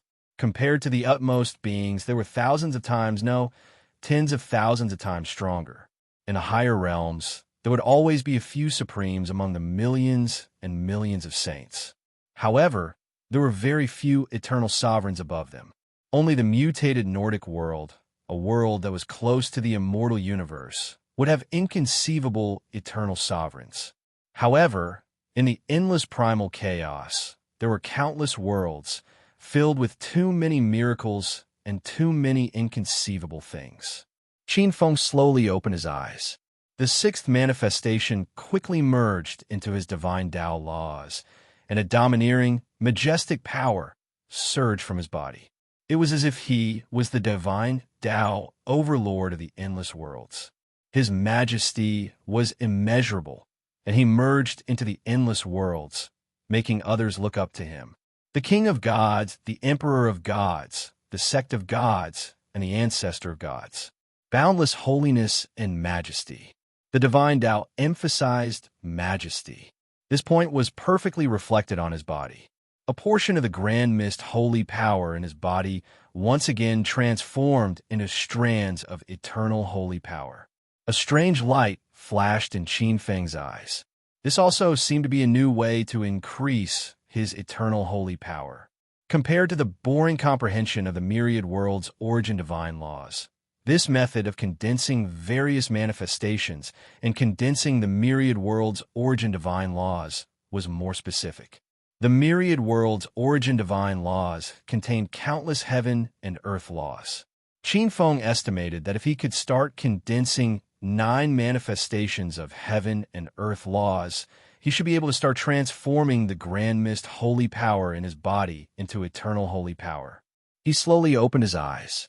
Benefiting from the growth of eternal holy power, Huang Xiaolong's divine body was nourished by even more eternal holy power. His flesh and blood already carried a trace of eternal holy power. Qin Feng's gaze fell on the 3 goddesses of destiny beside him. "I've kept your highnesses waiting." Qin Feng's expression was slightly apologetic. The 3 goddesses of destiny exchanged a glance. The goddess of the past looked at Qin Feng with a complicated gaze. "Your Highness' strength is stronger than we imagine. Actually, Your Highness doesn't need to ask for our opinions at all." Hearing this, Qin Feng glanced at the 3 goddesses of destiny who had complicated expressions and could not help but laugh. Many of the Western god clans had a tradition of forceful sex since ancient times. The previous generation's King Aesir, the father of gods, Odin, and the Olympian god clan's King Zeus all had such a dark history. If they met a goddess they liked, they would directly have sex with her and bring her back. As long as they coaxed her a little, those goddesses would obediently give birth to children for them. In the Nordic world, the law of the jungle was even more obvious. It was natural for the strong to dominate the weak and rule over the weak. This was a barbaric area where morality was depraved. The saints' etiquette had never been able to conquer the living beings in this area. "I'm different from them," Qin Feng said bluntly. "I prefer consensual sex. There's an old saying in my hometown, only when 2 people are in love can they last. This is not cowardice or hypocrisy. It's just mutual respect. What do you think?" Your Highness' sincerity is touching." The 3 extremely beautiful goddesses of destiny were slightly moved and somewhat touched. The 3 goddesses looked at each other with their beautiful eyes. Their hearts were connected, and they could all feel that the other 2 goddesses were moved. This king of gods was domineering and did not care about etiquette. What was even rarer was his respect for them. This was an experience that they had never experienced before. When the previous generation's Aesir gods were still around, the father of gods, Odin, had only treated them as tools. If not for fear and the power of fate, perhaps he would have forcefully gotten them long ago.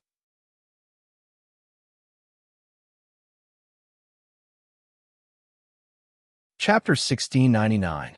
We can agree to become your god empresses, but we have some conditions. Also, you have to agree to one condition from each of us 3 sisters, and we will agree to become the god empresses of the Asgard clan and bear your children. The goddess of the past, Urd, spoke. The 3 goddesses of fate looked at Qin Feng. The 3 goddesses were a little worried. After all, they belonged to the weaker side. Qin Feng smiled faintly. He was not angry. The 3 in front of him, as the future god empresses of the Asgard clan, were qualified to make him show more tolerance and patience.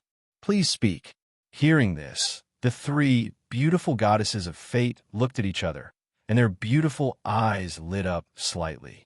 Immediately, they looked at the divine king in front of them with a trace of gentleness.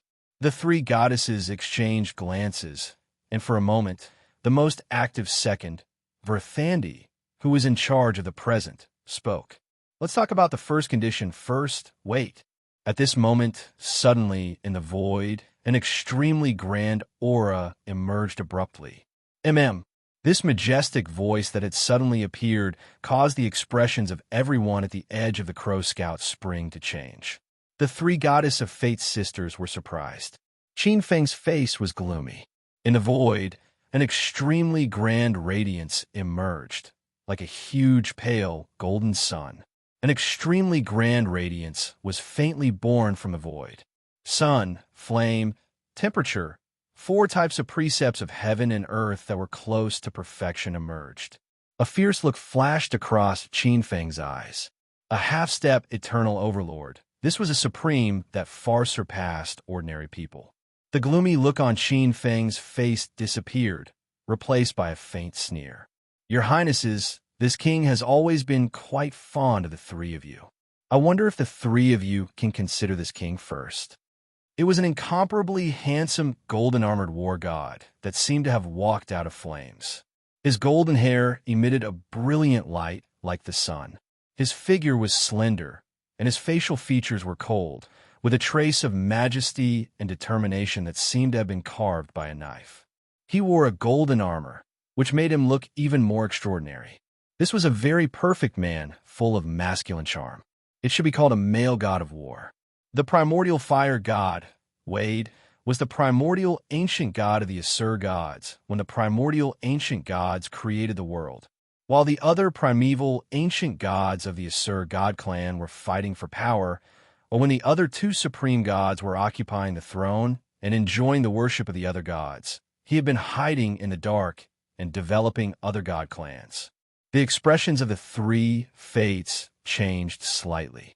In the inherited memories of the 3 goddesses of fate, there were memories of the original fire god. Who would have thought that the primordial fire god would suddenly run over at this time?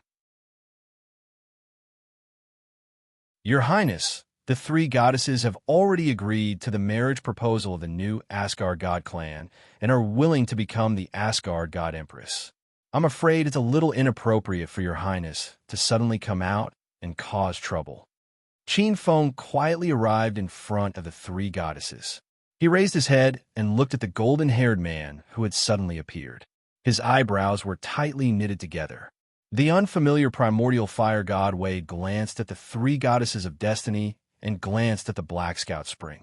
He sensed that more than half of the origin of destiny in the Black Scout Spring had disappeared, and a gloomy look flashed across his eyes. But in the next moment, his gaze fell on the 3 goddesses of fate. His eyes were slightly absent-minded, but they soon turned blazing. When did the Asur god clan have such beautiful goddesses, and 3 sisters at that? The fire god's heart burned with a strong desire to possess them. Hearing this, his gaze landed on Qin Feng. His incomparably handsome face carried a trace of faintly discernible disdain as his magnetic voice rang out. Your Highness, don't be unreasonable. If I didn't hear wrong, the 3 goddesses didn't agree to your so-called marriage proposal just now. Qin Feng saw the gaze of the primordial fire god, Wade. He understood that this god had suddenly appeared because he had taken a fancy to the spring of fate, or he had simply taken a fancy to the beauty of the 3 goddesses of fate. Your Highness, I still hope that you can leave as soon as possible. Qin Feng stared at Wade with an extremely serious expression. There's a saying in the East that one would rather tear down 10 temples than tear down a marriage. That's exactly what I wanted to say. I've been in love with the 3 goddesses for a long time. Your Highness, please leave on your own accord, lest you leave in disgrace when the time comes. The fire god, Wade, spoke with a hint of lofty majesty. He looked at Qin Feng as if he was an ant. As soon as he said this, the atmosphere around the Black Scout Spring suddenly became a little quiet. The 3 goddesses looked at this scene in a daze. They really didn't expect that there would be a day when 2 supreme beings came to propose to them at the same time. However, to be honest, this primordial fire god was indeed very fascinating. The cold smile at the corner of Wade's mouth was faintly discernible. He looked at the 3 goddesses of fate with a gentle expression and looked at them with sunshine. How about this? since we're at a stalemate, I'll ask the three goddesses to make a decision. After all, the ones who are going to be married are the three goddesses. He had the divinity of the sun god. At this moment, he deliberately put on an act. Instantly, his handsome face appeared incomparably sunny. What was more eye-catching was the masculine beauty that belonged to men. As the god of extreme yang, he had comprehended the extreme yang law of the extreme yang. The attractive force that he contained to the goddesses was almost lethal. Even the three goddesses of fate were stunned for a moment when they felt the masculine aura of sunshine. Qin Feng's expression had completely returned to indifference. He looked at Wade indifferently. Playing tricks with me, huh? The three goddesses of fate had already reacted. Almost as soon as Wade looked at them, almost without thinking, they stood behind Qin Feng at the same time. Clearly, they had already made their attitude clear. Seeing this scene, Wade's handsome face, which was originally full of confidence and a sunny smile, turned ashen. He looked at the three goddesses of fate with some disbelief in his eyes. According to his idea, after showing his status and strength, the three goddesses of fate would at least consider carefully, even if they didn't completely side with him. At least one or two of the three goddesses would even vote for him. Now, they were all wiped out. What was going on? Especially the way the three goddesses looked at him. Why was it so strange? There seemed to be a little sympathy. Pity? What kind of look was that? Wade was a little dazed, but more than that, he was angry. The three goddesses stood behind Qin Feng, their eyes full of sympathy and pity. They knew Qin Feng's background. A supreme being actually jumped out to provoke an eternal being. Wasn't that a fool?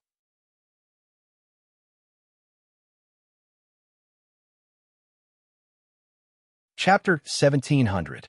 What methods did you use to coerce the three goddesses? Soon, Wade thought that he had found the truth. Wade stared at Qin Feng with a gloomy expression, then looked at the three goddesses. Your Highnesses, please believe in me. With me here, no one can hurt you. A supreme radiance emanated from his body, and a majestic pressure filled the underground of the Crow Scout Spring. However, Wade still had some doubts. According to what he saw, the three goddesses didn't seem to have any traces of other divine curses on them. Your Highness Wade, please leave. We have agreed to the request of the Asur clan and will soon become the Asur clan's God Empress. The goddess of the past, Urd, spoke. She looked to be in her 30s, with long, wavy hair that fell to her hips like a waterfall. She was a beauty with a tall and slender figure, and her beauty was filled with a mature aura. Wade's eyes blazed as he looked at this beautiful goddess who appeared to be the most mature among the three sisters. His eyes burned with passion. It seems that you have been bewitched by a divine curse. When I bring you back, I will help you get rid of the divine curse. Hearing Urd's words, he couldn't take it anymore. He stepped forward and grabbed at the three goddesses in a few steps. You're so angry that you want to rob me? The corner of Qin Feng's mouth curled up into a faint sneer. He appeared in front of the three goddesses in a single step and swung his hand like a bolt of lightning. Smack! Wade felt as if he was slapped in the face by a huge palm. His body couldn't help but explode, and one of his cheeks instantly swelled like a bun. Boom! Like a stream of light. With a loud bang, Wade's body crashed into the stone wall. The three goddesses couldn't help but look away. Too miserable. Rumble. At the next moment, it was as though a huge sun had squeezed out from the stone wall. Wade stared at Qin Feng with rage in his eyes. Shame. This was simply a great humiliation. His gaze fell on the three goddesses of fate on Qin Feng's body. After being slapped in the face in front of the three beautiful goddesses, Wade felt as if there was a volcano in the depths of his body. You're courting death. Wade's eyes were incomparably cold as he let out a low roar. A huge sun seemed to appear in his palm as he slammed it heavily towards Qin Feng. Qin Feng stood with his hands clasped behind his back, standing in front of the three goddesses of destiny. His hands were extremely fast, and a huge palm met Wade's charging figure and slapped his head heavily. Bang! It was as if chaos had smashed down, smashing heavily on the top of Wade's head. Wade's body was smashed several thousand meters deep into the ground. Aggrieved, too aggrieved, Wade was about to explode with rage.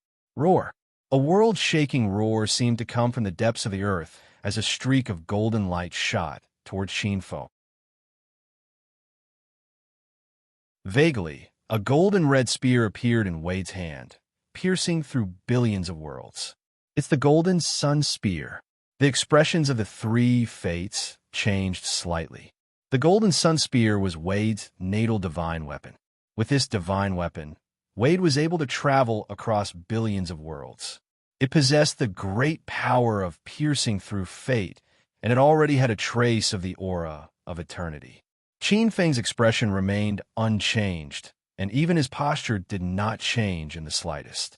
He stretched out one hand, and the moment the golden spear appeared in front of him, his other hand grabbed the fiery red spear tip that looked like billions of suns bursting apart. Wade's expression changed drastically as he looked at this scene, and his eyes flickered with shock. "You are eternity, boom. You know it too late." Qin Feng looked up, and a cold smile appeared on his face. His body was like a violent bulldozer as he slammed his palm down. Bang, bang, bang. Under the incredulous gazes of the three goddesses of destiny, the flame-like golden sun spear shattered inch by inch. That shocking scene was as if time had slowed down, and one could see the golden sun spear shattering inch by inch before shattering inch by inch. In reality, Qin Feng's speed had reached an extreme. Even the flow of time could not record what had happened. Boom! In the next moment, in what seemed like the next second, the gigantic palm slammed down on the chest of the incomparably handsome primordial fire god. Bang! Bang! Bang! It was as if billions of volcanoes had exploded. This was not an eruption, but an explosion that had been suppressed to the limit. The primordial fire god's divine body, divine soul, and even the numerous laws of heaven and earth that he had comprehended were pierced through and exploded into countless fragments. The tremendous force penetrated deep into the void, piercing through millions of worlds and exploding them. No! An utmost being's final roar of indignation rang out across millions of worlds. Boom, boom, boom. The depths of the void trembled violently. In the depths of the void, some powerful beings, master gods, and utmost beings looked into the depths of the void in shock. A void tide, and the laws of heaven and earth mourned. This was the phenomenon of an utmost being falling.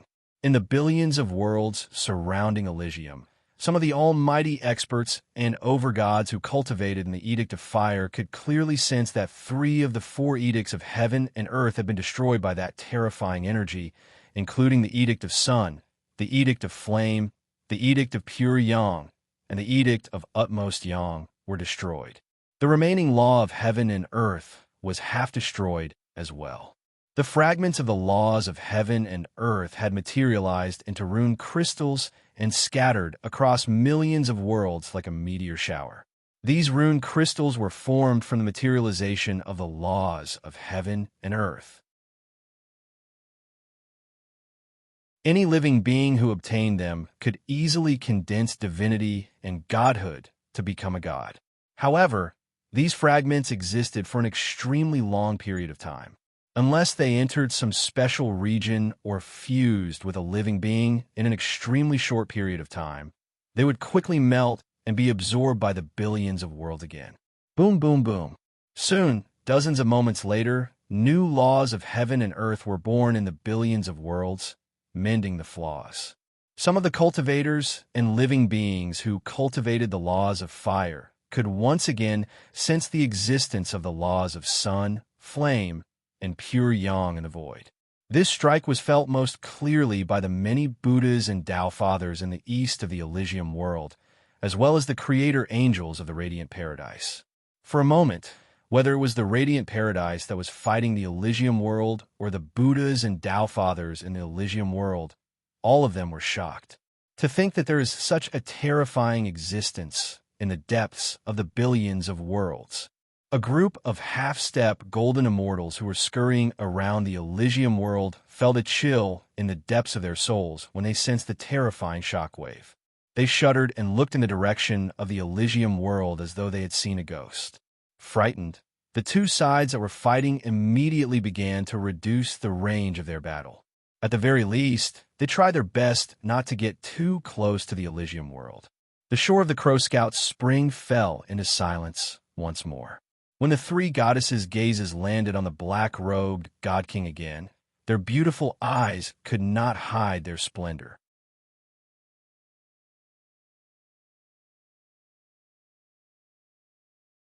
Chapter 1701. Qin Feng looked at the countless worlds that had been pierced through. His eyes moved slightly, and with a wave of his sleeve, an invisible force gradually covered the countless worlds, covering up the destructive fluctuations. Qin Feng still liked this feeling of being low-key. Now, I'll send you out of here first. Qin Feng's gaze fell on the three goddesses of destiny. The goddess of destiny recovered from the shock, and the three goddesses looked delighted, especially the second, the goddess of destiny Verthandi, who was in charge of the present. This lively and youthful goddess was beaming with joy. Rumble. Qin Feng waved his sleeve. The earth shook and the mountains shook. On the ground, in quell the loss of the high ling of Gojoseon, some of the elven demigods felt the entire quell the loss shaking. It wasn't just the high ling of Gojoseon. On the other side, some of the high elven demigods living in the elven forest near Quell, the loss also felt the violent shaking of the earth. Who's causing trouble in Quell the loss? What's happening? Many elven demigods appeared in the air above Quell the loss. Rumble. Visible to the naked eye, a large area in the center of Quell the Lost royal palace was changing under the gazes of many elven demigods, elven legends, and sacred realm experts. It was as if an invisible hand was transforming the land. Many elven demigods only sensed the immense power revealed, and they felt as if their souls were stagnating and collapsing. They were all extremely shocked. A moment later, the earth bulged, and something seemed to have appeared under the wishing lake in the center, forcibly pushing the lake to the other side. It was like a crowded tide. At a glance, it seemed as if the entire Quell the Lost was moving on the ground. This city built in the depths of the forest was like a living creature, moving on the ground with wheels rolling. This change was very shocking. Many ancient trees, and even the terrain came alive, automatically opening a path for the city.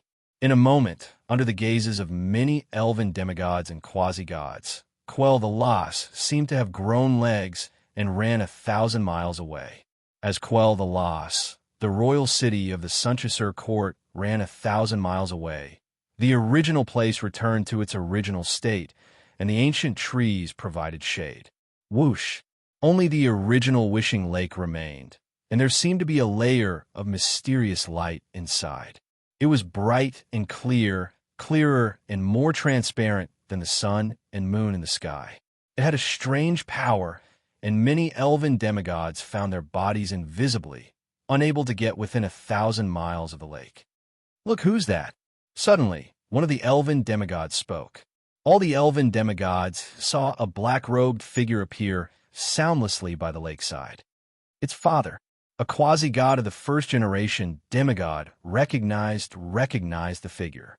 Demigods and quasi. It's Father God. I've seen him before. His Majesty of the King of the God. God of him. The elven demigods hurriedly descended from the sky and kowtowed in the direction of the wishing lake. Some of the elves, centaurs, giant dragons, giant demons, and divine beasts who had rushed over also paid their respects when they saw this scene. Of the world, King, of the God of the world of the God of the world, the of God, in the eyes of the many of the world supremacy. The arrival of such an existence made many experts living in the forest very excited. God of the Father, God of the gods. Loud voices resounded around Quell the Lost. Qin Feng heard the worship of the demigods, but he was already used to this kind of scene and did not care. 3 streams of light flashed around him. 3 graceful goddesses appeared beside him, one after another. Finally out. It's been 1,000 years. With a sense of trance that seemed like 1,000 years, The three beautiful goddesses looked at the forest around them with joy. They vaguely felt that they had become one with nature. As the passage between the Black Lake Spring and the ground was opened, the Black Lake Spring was led to the surface, and the three goddesses of destiny who were shackled to the Black Lake Spring finally came to the surface.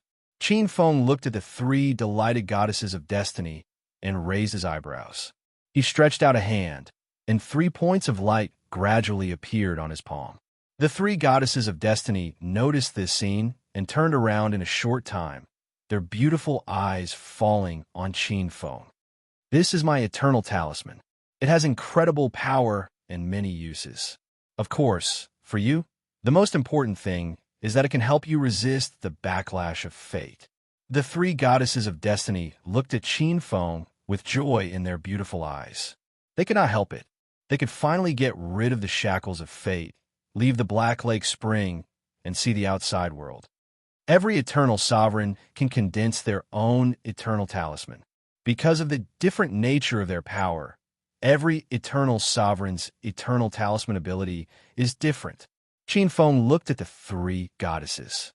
"I have now mastered 6 types of great perfection law powers, which are creation, space, death, ice, wisdom, and fate. Since you have the eternal talisman, you will also be able to mobilize these 6 types of power to a certain extent. Moreover, if you want to comprehend these 6 types of power in the future, it will be twice the result with half the effort." The three goddesses looked at each other, their beautiful eyes slightly moved. Their eyes fell on the 3 pale golden talismans. In this case, the eternal talisman was really a treasure. In addition, it has an extremely strong defensive ability that can resist the attack of an eternal. This thing will also be unique to the queen of the Aesir gods. However, whether it is the past, present, or future, there will only be 3 queen of the Aesir gods, which is you. They will be the symbol of your status. As his voice fell, Qin Feng pointed casually, and the 3 eternal talismans in his palm turned into golden light that instantly fell on the 3 goddesses of destiny. Enveloped by the golden light, the 3 goddesses of destiny suddenly found that the 3 golden lights gradually merged into their bodies and even into the depths of their souls. Sizzle. Visible to the naked eye, pitch-black smoke gradually emerged from the heads of the 3 goddesses of destiny. It seemed to contain the power of billions of worlds, and seemed to contain an unbearable weight. As it was squeezed out, the 3 goddesses of destiny, from their flesh to their souls, seemed to have removed a layer of terrifying weight from their bodies, and their bodies became light. The black smoke was the backlash of fate, the remnants of the fate of all living beings, and it tightly bound the 3 goddesses of destiny. At this time, it was forcibly shaken out by the eternal power. It was unwilling to give up and seemed to want to drill into the flesh of the 3 goddesses of destiny, and even into their souls.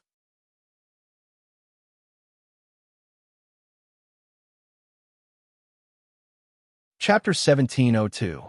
Above the endless void, a streak of light shuttled back and forth. Under the white clouds, a vast expanse of blue waves rippled. Below the surface of the sea, one could occasionally see huge sea beasts bobbing up and down and frolicking. Occasionally, one could see huge ships above the sea, or large steel ships. The Nordic world was a fusion of too many worlds, and there was no lack of advanced industrial worlds.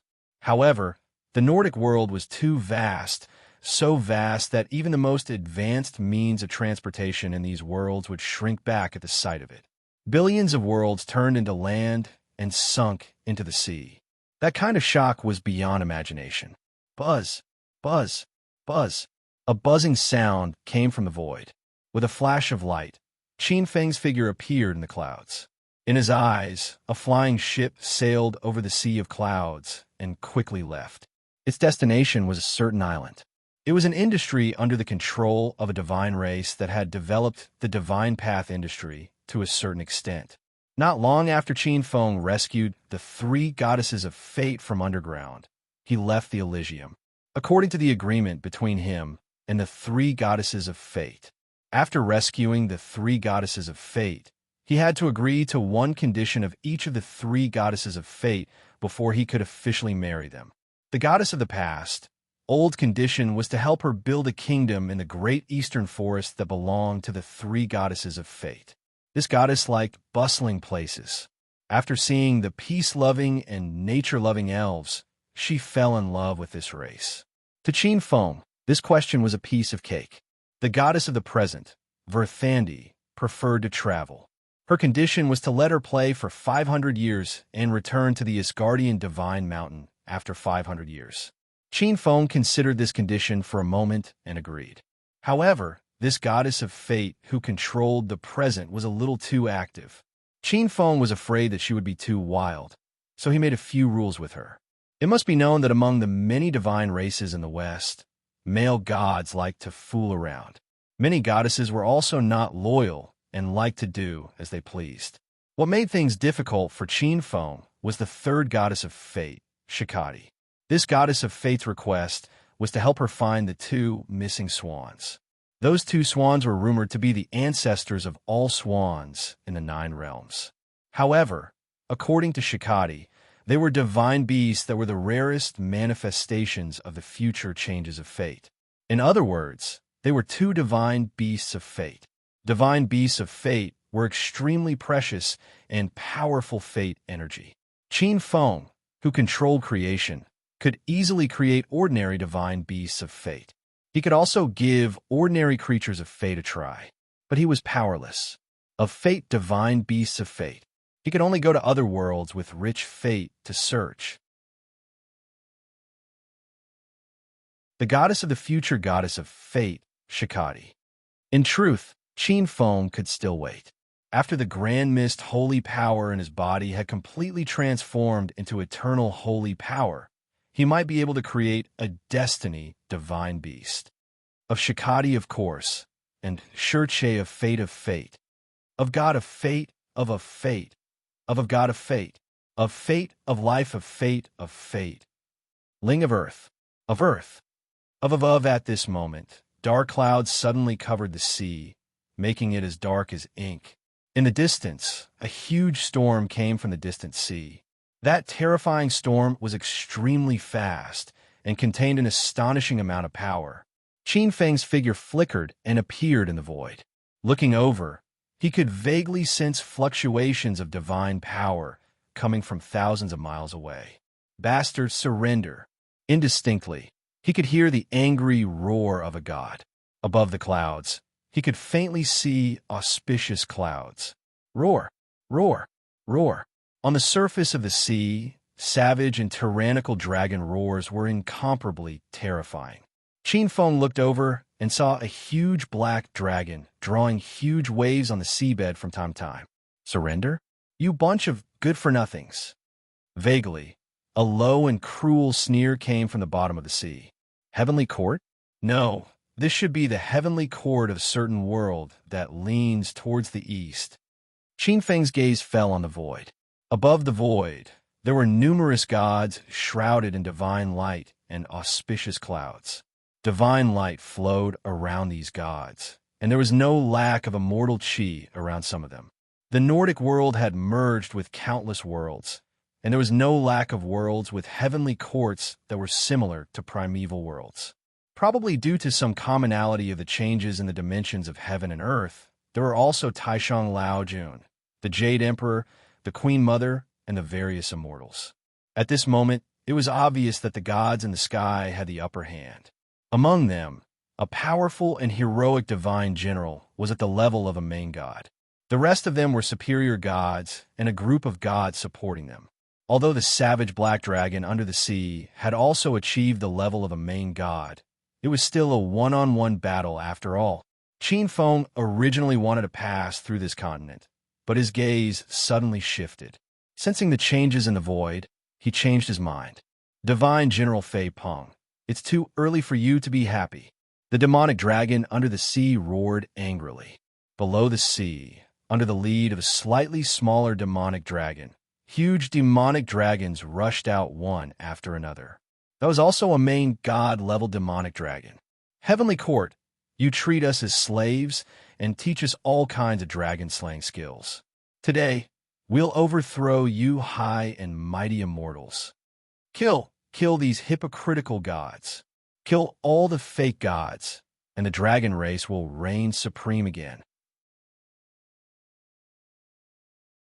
Loud dragon roars resounded through the void. Terrifying divine dragons flew out, baring their fangs and brandishing their claws as they attacked the immortals. Countless shrimp soldiers and crab generals also flew out from the sea and swarmed forward. They were caught off guard. Many immortals were attacked. For a moment, many of them screamed and died in the mouths of the dragons. Dragon kings of the four seas, you've all gone mad.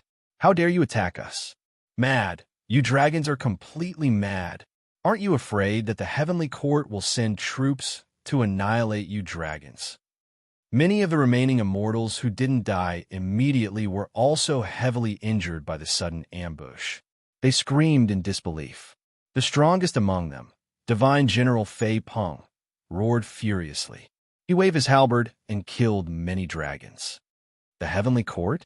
Your heavenly court can't even protect itself now. Can it? Divine General Fei Peng, if you know what's good for you, take your men and leave immediately. If you don't, the EC will be your burial ground today. The leading demonic dragon laughed maniacally. He transformed into a burly, black-haired young demon god in black robes and sinister dragon horns. His eyes were pitch black and contained a domineering aura that could devour all things in the world. What? The remaining immortals, led by Divine General Fei Peng, paled when they heard the demonic dragon's words. Rumble. At this moment, an earth-shattering explosion came from above the nine heavens. Qin Feng also inclined his head as he stared at the depths of the void. Faintly, he could see a sacred ground enveloped by the auspicious clouds of the nine heavens. However, at this moment, this sacred ground was enveloped by a terrifying devilish cloud. Sect leader Tong Tian. A furious roar came from the depths of the demonic clouds, shaking the nine heavens.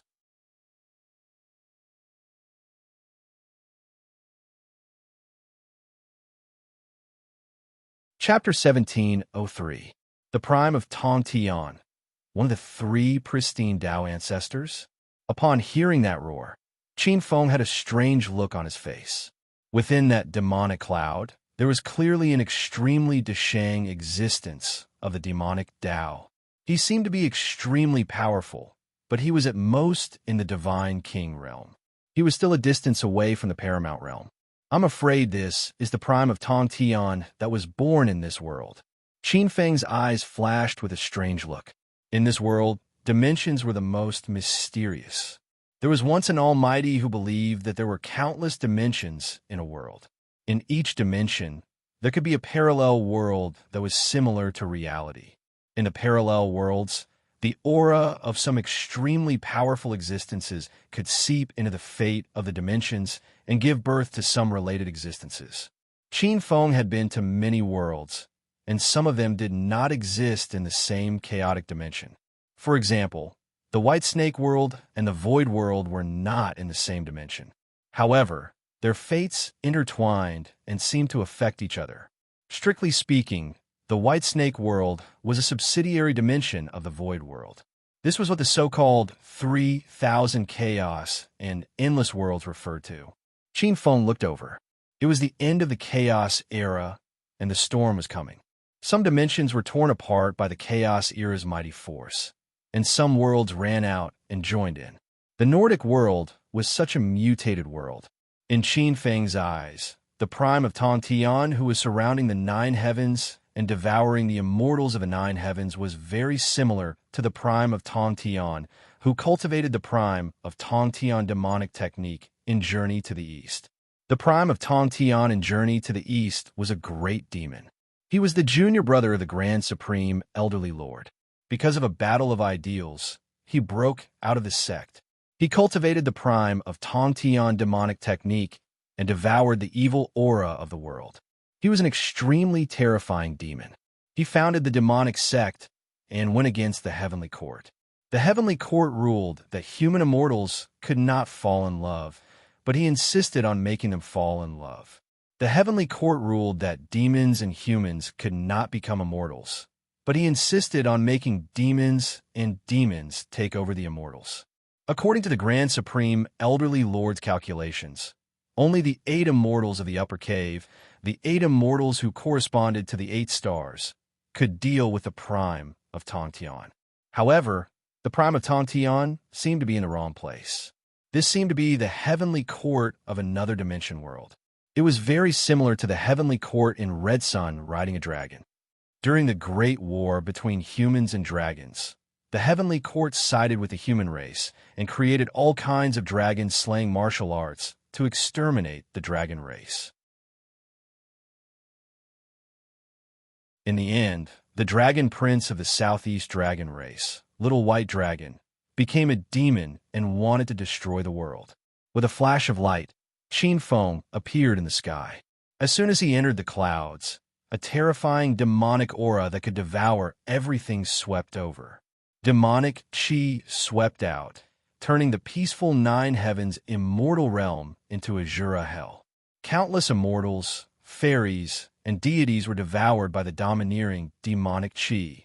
In the center of the celestial court, a domineering and dignified monarch roared furiously. The light of the sun and moon circulated around him. At the same time, he also radiated the power of a god-king. 2 beams of golden light, 1 gold and 1 silver, slashed apart the world. Khanate numinous treasure? Qin Feng saw the weapons in the 2 beams of light. They were 2 wheel-shaped weapons. Sun wheel, moon wheel.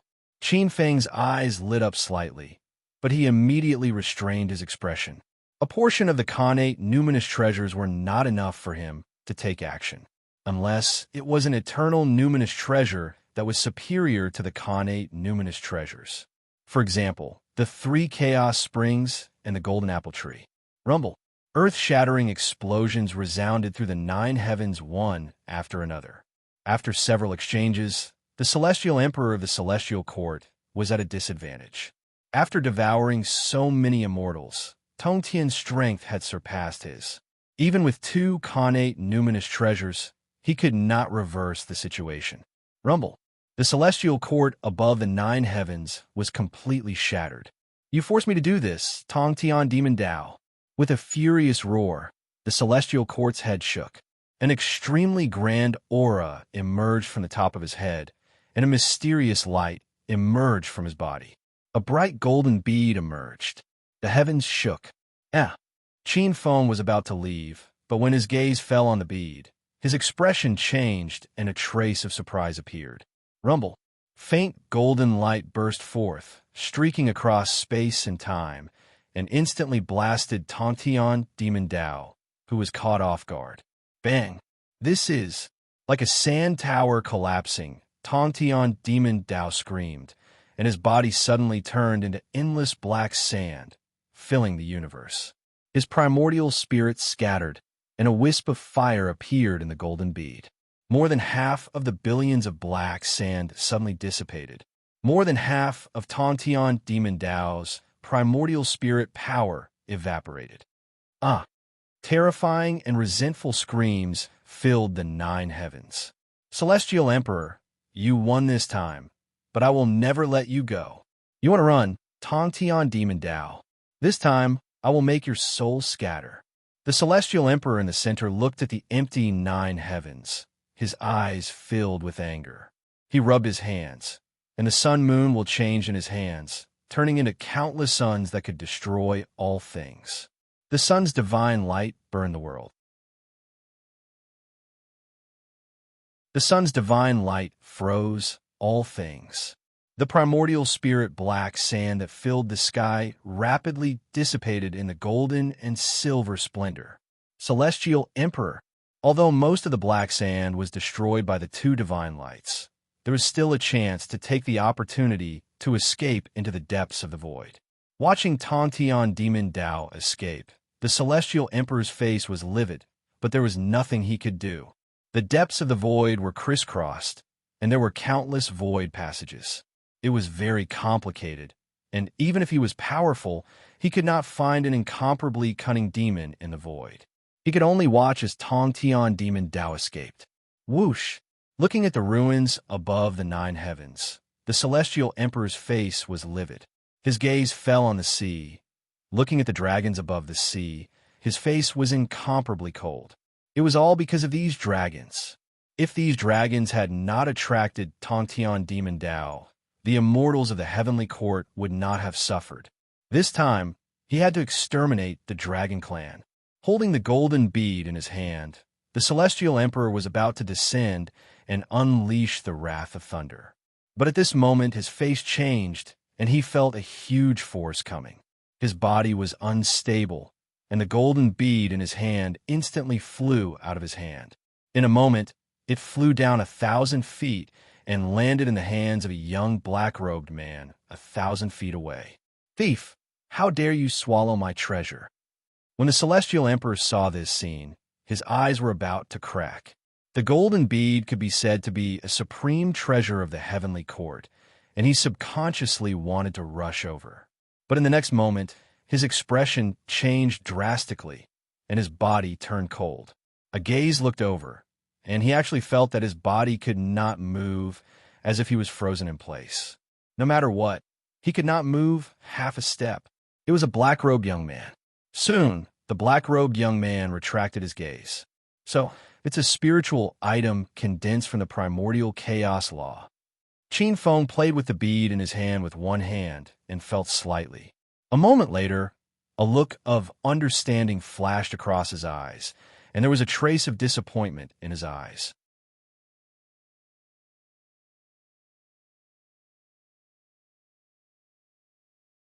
Chapter 1704. Tai could also be called chaos. There is a saying in the Taoist scripture, "Everything that is not created is called Tai." It was also said that Tao is the essence. It cannot be shaped or named. It is called Tai. All in all, the Tai law was an extremely powerful law. The golden pearl before him could be called the Tai pearl, or it could be called the chaos pearl. It contained a trace of the Tai origin, but that trace was far too little. Although it is powerful and far surpasses ordinary connate spiritual treasures, it is of no use to me. Thinking to himself, Qin Feng shook his head slightly, his eyes filled with pity. Rumble. At this moment, the void trembled. Qin Feng raised his head. He could vaguely sense several earth-shattering auras approaching from the depths of the void. The birth of the Tai Pearl had shaken the heavens and alarmed many powerful existences. Most of those auras belonged to godly kings, but there was one that had surpassed the godly king realm. An utmost being. It was an utmost being. The invasive aura was enveloped by an invisible force. It was as though countless worlds were frozen in place by this invisible force, unable to move at all. Beside him, the heavenly emperor felt this earth-shattering force. He felt as though his soul was completely exposed to this force, as though he was a tiny boat in the ocean that could capsize at any moment. Rumble. The heavens seemed to be collapsing. Above the void, a gigantic face formed by the heavens appeared. Its gaze swept across and instantly landed on Qin Feng. Upon sensing the strange gaze, Qin Feng inclined his head. His deep gaze met Qin Wentian's gaze, as though he could see through the sky, passing through countless worlds before landing in a gigantic world. There seemed to be a golden sun in that world, and the laws within the sun affected countless worlds. Wherever the gaze passed, it was as though a bolt of lightning had struck that golden sun. Rumble. Under the invisible impact, that golden sun seemed to be separated by countless worlds and space-time. When it was struck, the sun shattered and divine light exploded, revealing a divine and dignified body. The formless, mighty power gushed out like a tidal wave. This utmost being's entire face was covered in dust, and he could not resist at all. In his panic, he could not help but yell out, "Senior, I didn't mean to offend you. Please forgive me." The hurried heavenly voice seemed to have transcended time and space and appeared above the ruins of the heavenly court. It carried traces of fear and uneasiness. Hearing this, Qin Feng's eyes flashed and he retracted his gaze. At the same time, the boundless laws of the heaven and earth around the world where this utmost being was residing were contorting. The impact was gradually calming down as well. That tyrannical utmost being looked at the world that had nearly turned into a wreckage. Wiping away the cold sweat on his forehead, he heaved out a sigh of relief. There was a lingering fear in his heart. He never thought that he would encounter an old monster of this level this time. He almost lost his life because of this. This utmost being swore that he would definitely not let his curiosity get the better of him in the future. Along with the retreat of this utmost being, the remaining God-King level powerful beings retreated even faster. One after another, their gazes retreated like startled bunnies, afraid of being noticed. One after another, their consciousnesses retreated hurriedly. Where he was, above the ruins of the heavenly court, the heavenly emperor looked at Qin Feng with an extremely shocked expression.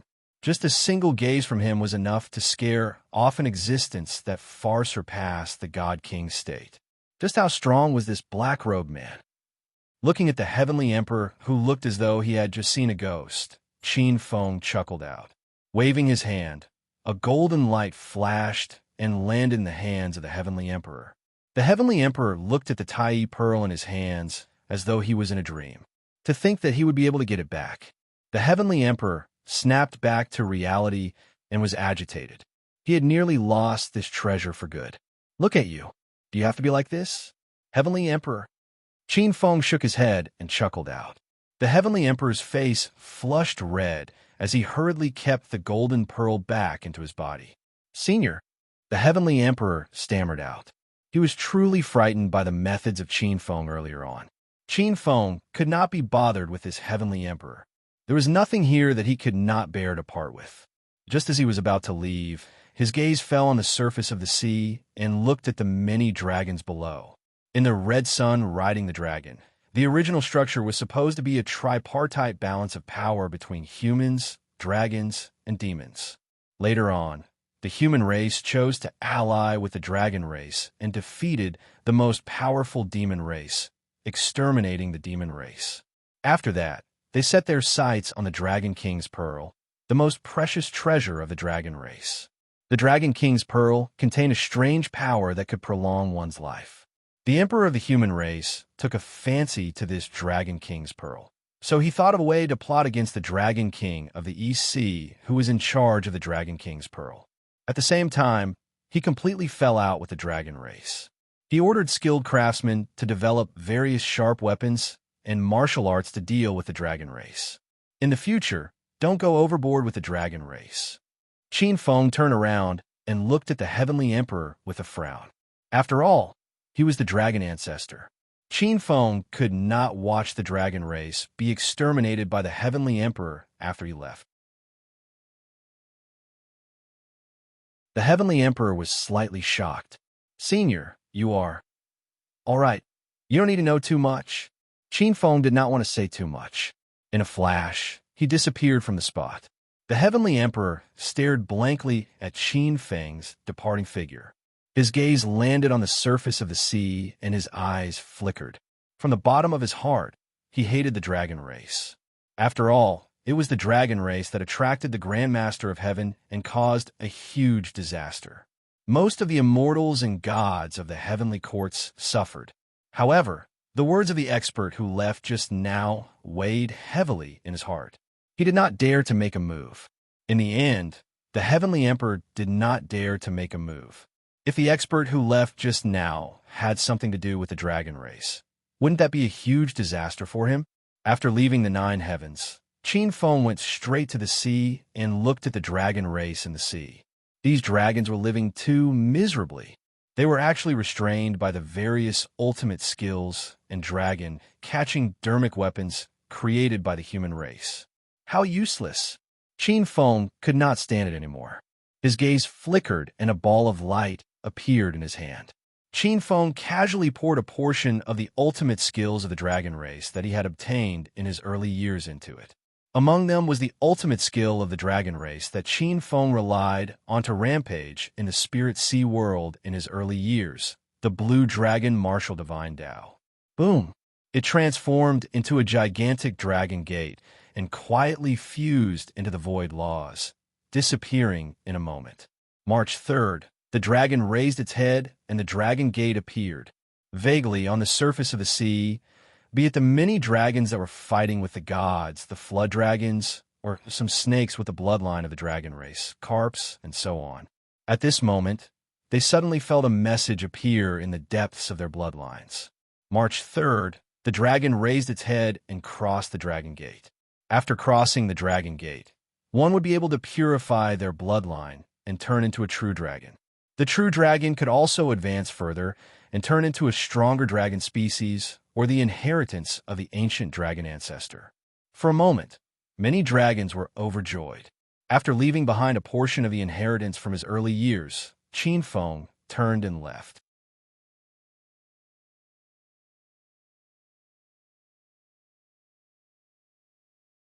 Chapter 1705.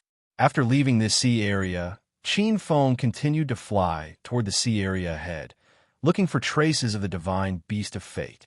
He also traveled to various worlds. When passing through a sea area, Qin Feng saw 8 extremely powerful starlights flying in the direction he had just left from in the sky. The vast starlight was extremely terrifying. Lord gods! Those were 8 Lord gods. 8 immortals. Qin Feng saw the true faces of some of the experts in the starlight. They were 8 of the 8 immortals: Iron Crutchley, Zhongli Quan, Zhang Bilao, Lan Saihe, Celestial Maiden He, Lu Dongbin, Han Xiangzi, and Chao Guojiu. Their auras were a bit strange. Although they were experts of the immortal path, they were surrounded by dense starlight, vaguely connected to the 8 stars in the depths of the void. Star gods. This aura was very similar to some of the star gods in the spirit sea world. However, the star source of the 8 immortals was much more powerful than the most powerful primordial star in the spirit sea world. Qin Feng had never heard of someone who could become a lord god just by controlling a large star. Of course, these 8 immortals also had other origins. There were also some other factors. Qin Feng's expression was a bit strange. The Nordic world had merged with many powerful worlds. When many heavenly courts appeared, there would probably be many 8 immortals: Erlang Shun, Sun Wukong, and even the 3 pure ones and the Jade Emperor. When the time came, it would be very interesting when these experts collided. With this strange thought in mind, Qin Feng traversed through the sea with extreme speed. There were also living creatures in that sea area. The continent was prosperous, and there was a small god race in the west that was the overlord of this sea area. Qin Feng didn't notice. Rumble. After crossing this sea area, Qin Feng felt a strong fluctuation of fate for the first time. There's hope. Qin Feng's eyes moved. This strong fluctuation of fate could possibly give birth to a divine beast of fate. Looking up, the sky was high and far away. Strictly speaking, this was still the east of the Nordic world. The Nordic world was much more vast than imagined. Ordinary lords might not be able to cover half of the journey in their lifetime. He gazed into the distance. It was still a boundless sea. The sea was roaring, and huge sea beasts were frolicking in the stormy waves. It was as if the sky and the water were one. However, Qin Feng could sense the changes in the void. Just like the heavenly court or the Aesir gods, every powerful god clan was built in an extremely secretive and huge world. But in the origin world, they would have their own territory, enclosing the land, protecting the living beings, providing luck for the cultivation of the Protoss, or cultivating new blood. This kind of encirclement or influence would leave very obvious traces in the origin world. For example, the wild beasts in the mountains would mark their territory by leaving behind various scents.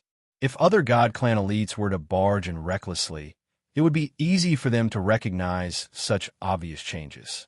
In other words, they had to carefully consider whether they could withstand the attacks and revenge of the Protoss behind this area if they wanted to seize this territory. There was clearly the aura of a powerful god clan in this sea region. Yes, that's right. The power system is also biased towards the Eastern Immortals. Qin Feng's gaze fell on the ocean. In the distance, an island hidden above the ocean appeared in front of him. On the island, there was an aura that Qin Feng was quite familiar with. It's Nua's aura, but it's a little different. Interesting. With a thought flashed through Qin Feng's mind. A strange smile flashed across his face, and his figure turned into a stream of light and flew toward the island. After a long journey, the sea region was full of seawater and storms, which was somewhat monotonous. It was a huge island. The island was magnificent, with trees providing shade. As his figure landed, Qin Feng's nose twitched slightly, and an ethereal fragrance wafted over. Although his spiritual sense had already scanned the entire island, Qin Feng was still amazed by the scenery on the island. As he walked, Qin Feng saw a peach forest. It was like spring here all year round, and peach blossoms bloomed all year round. It was like a pink world. Further in, there was a garden. The garden was full of fruits and trees and the fragrance of flowers. In the center, there was a huge lotus pond, and there was a Jiangnan-style garden with red walls and green tiles. The island was full of spirit energy. Outside the garden, Qin Feng felt a few waves of fog formations. However, they were not particularly profound. It was obvious that the owner of the island was a cultivator who knew how to cultivate. Ding dong! In the distance, Qin Feng heard a melodious sound of a zither. The sound of the zither was melodious, and it seemed like beautiful notes floated out from the depths of the garden. In the midst of the joy, it sometimes passed through the forest, sometimes circled around the beams, and sometimes led the birds and beasts in the forest to dance happily. There was also a hint of resentment and longing. Qin Feng stopped and paused for a moment, quietly listening to the sound of the mountain Xiufu. When the song ended, a smile appeared on his face. Qin Feng swaggered into the island. He did not deliberately hide his figure, and his whereabouts naturally fell into the eyes of the people on the island. Oh no, someone has broken in. He's approaching the place where the lady lives. Quick, get into formation and stop him. Quick, go get Grandma. This person is not a disciple of the moon-worshipping cult. The chattering voices of young girls rang out. Very quickly, a fragrant wind blew over. A group of young girls surrounded Qin Feng as though they were facing a great enemy. You little thief, tell us, who are you? Why did you break into the Celestial Spirit Island? You better tell us the truth. Don't lie to us. The leader of the girls stared at him fiercely, full of vigilance. Qin Feng said with a smile, Ladies, I'm here to accept a disciple. Quickly, invite my little disciple here. If I'm happy, I might teach you a move or two. Although I won't let you become a celestial king or a celestial sage, it won't be a problem for you to become immortal and live as long as the heavens. What? A celestial sage? Are you crazy? The group of girls stared at Qin Feng in shock. They stared at Qin Feng as if they were looking at a lunatic. So it's a lunatic. Go away. If you don't leave, we'll chase you away. The group of girls raised their eyebrows. Chase me away? Are you sure? Qin Feng's gaze fell on the group of girls, and he looked behind a rockery in the distance. They nodded. Fine, I'll leave now. But it's a pity. If you can learn 1/10,000th of my moves, a mere moon-worshipping cult is nothing. You can even kick the Fushi celestial emperor down from his throne. Qin Feng shook his head as he said that. He turned around and prepared to go back the way he came. Acting crazy, the girls shook their heads, thinking that a lunatic had suddenly appeared on the island. They stared at Qin Feng, full of vigilance. Mister, please wait. At this moment, an old but slightly hurried voice came from behind Qin Feng. Hearing this voice, a smile appeared on Qin Feng's face. The smile disappeared in a flash, and he quickly recovered his indifference. You're tuning in to the Warrior Lore YouTube channel. Don't forget to subscribe and join us on this journey to catch the most captivating stories.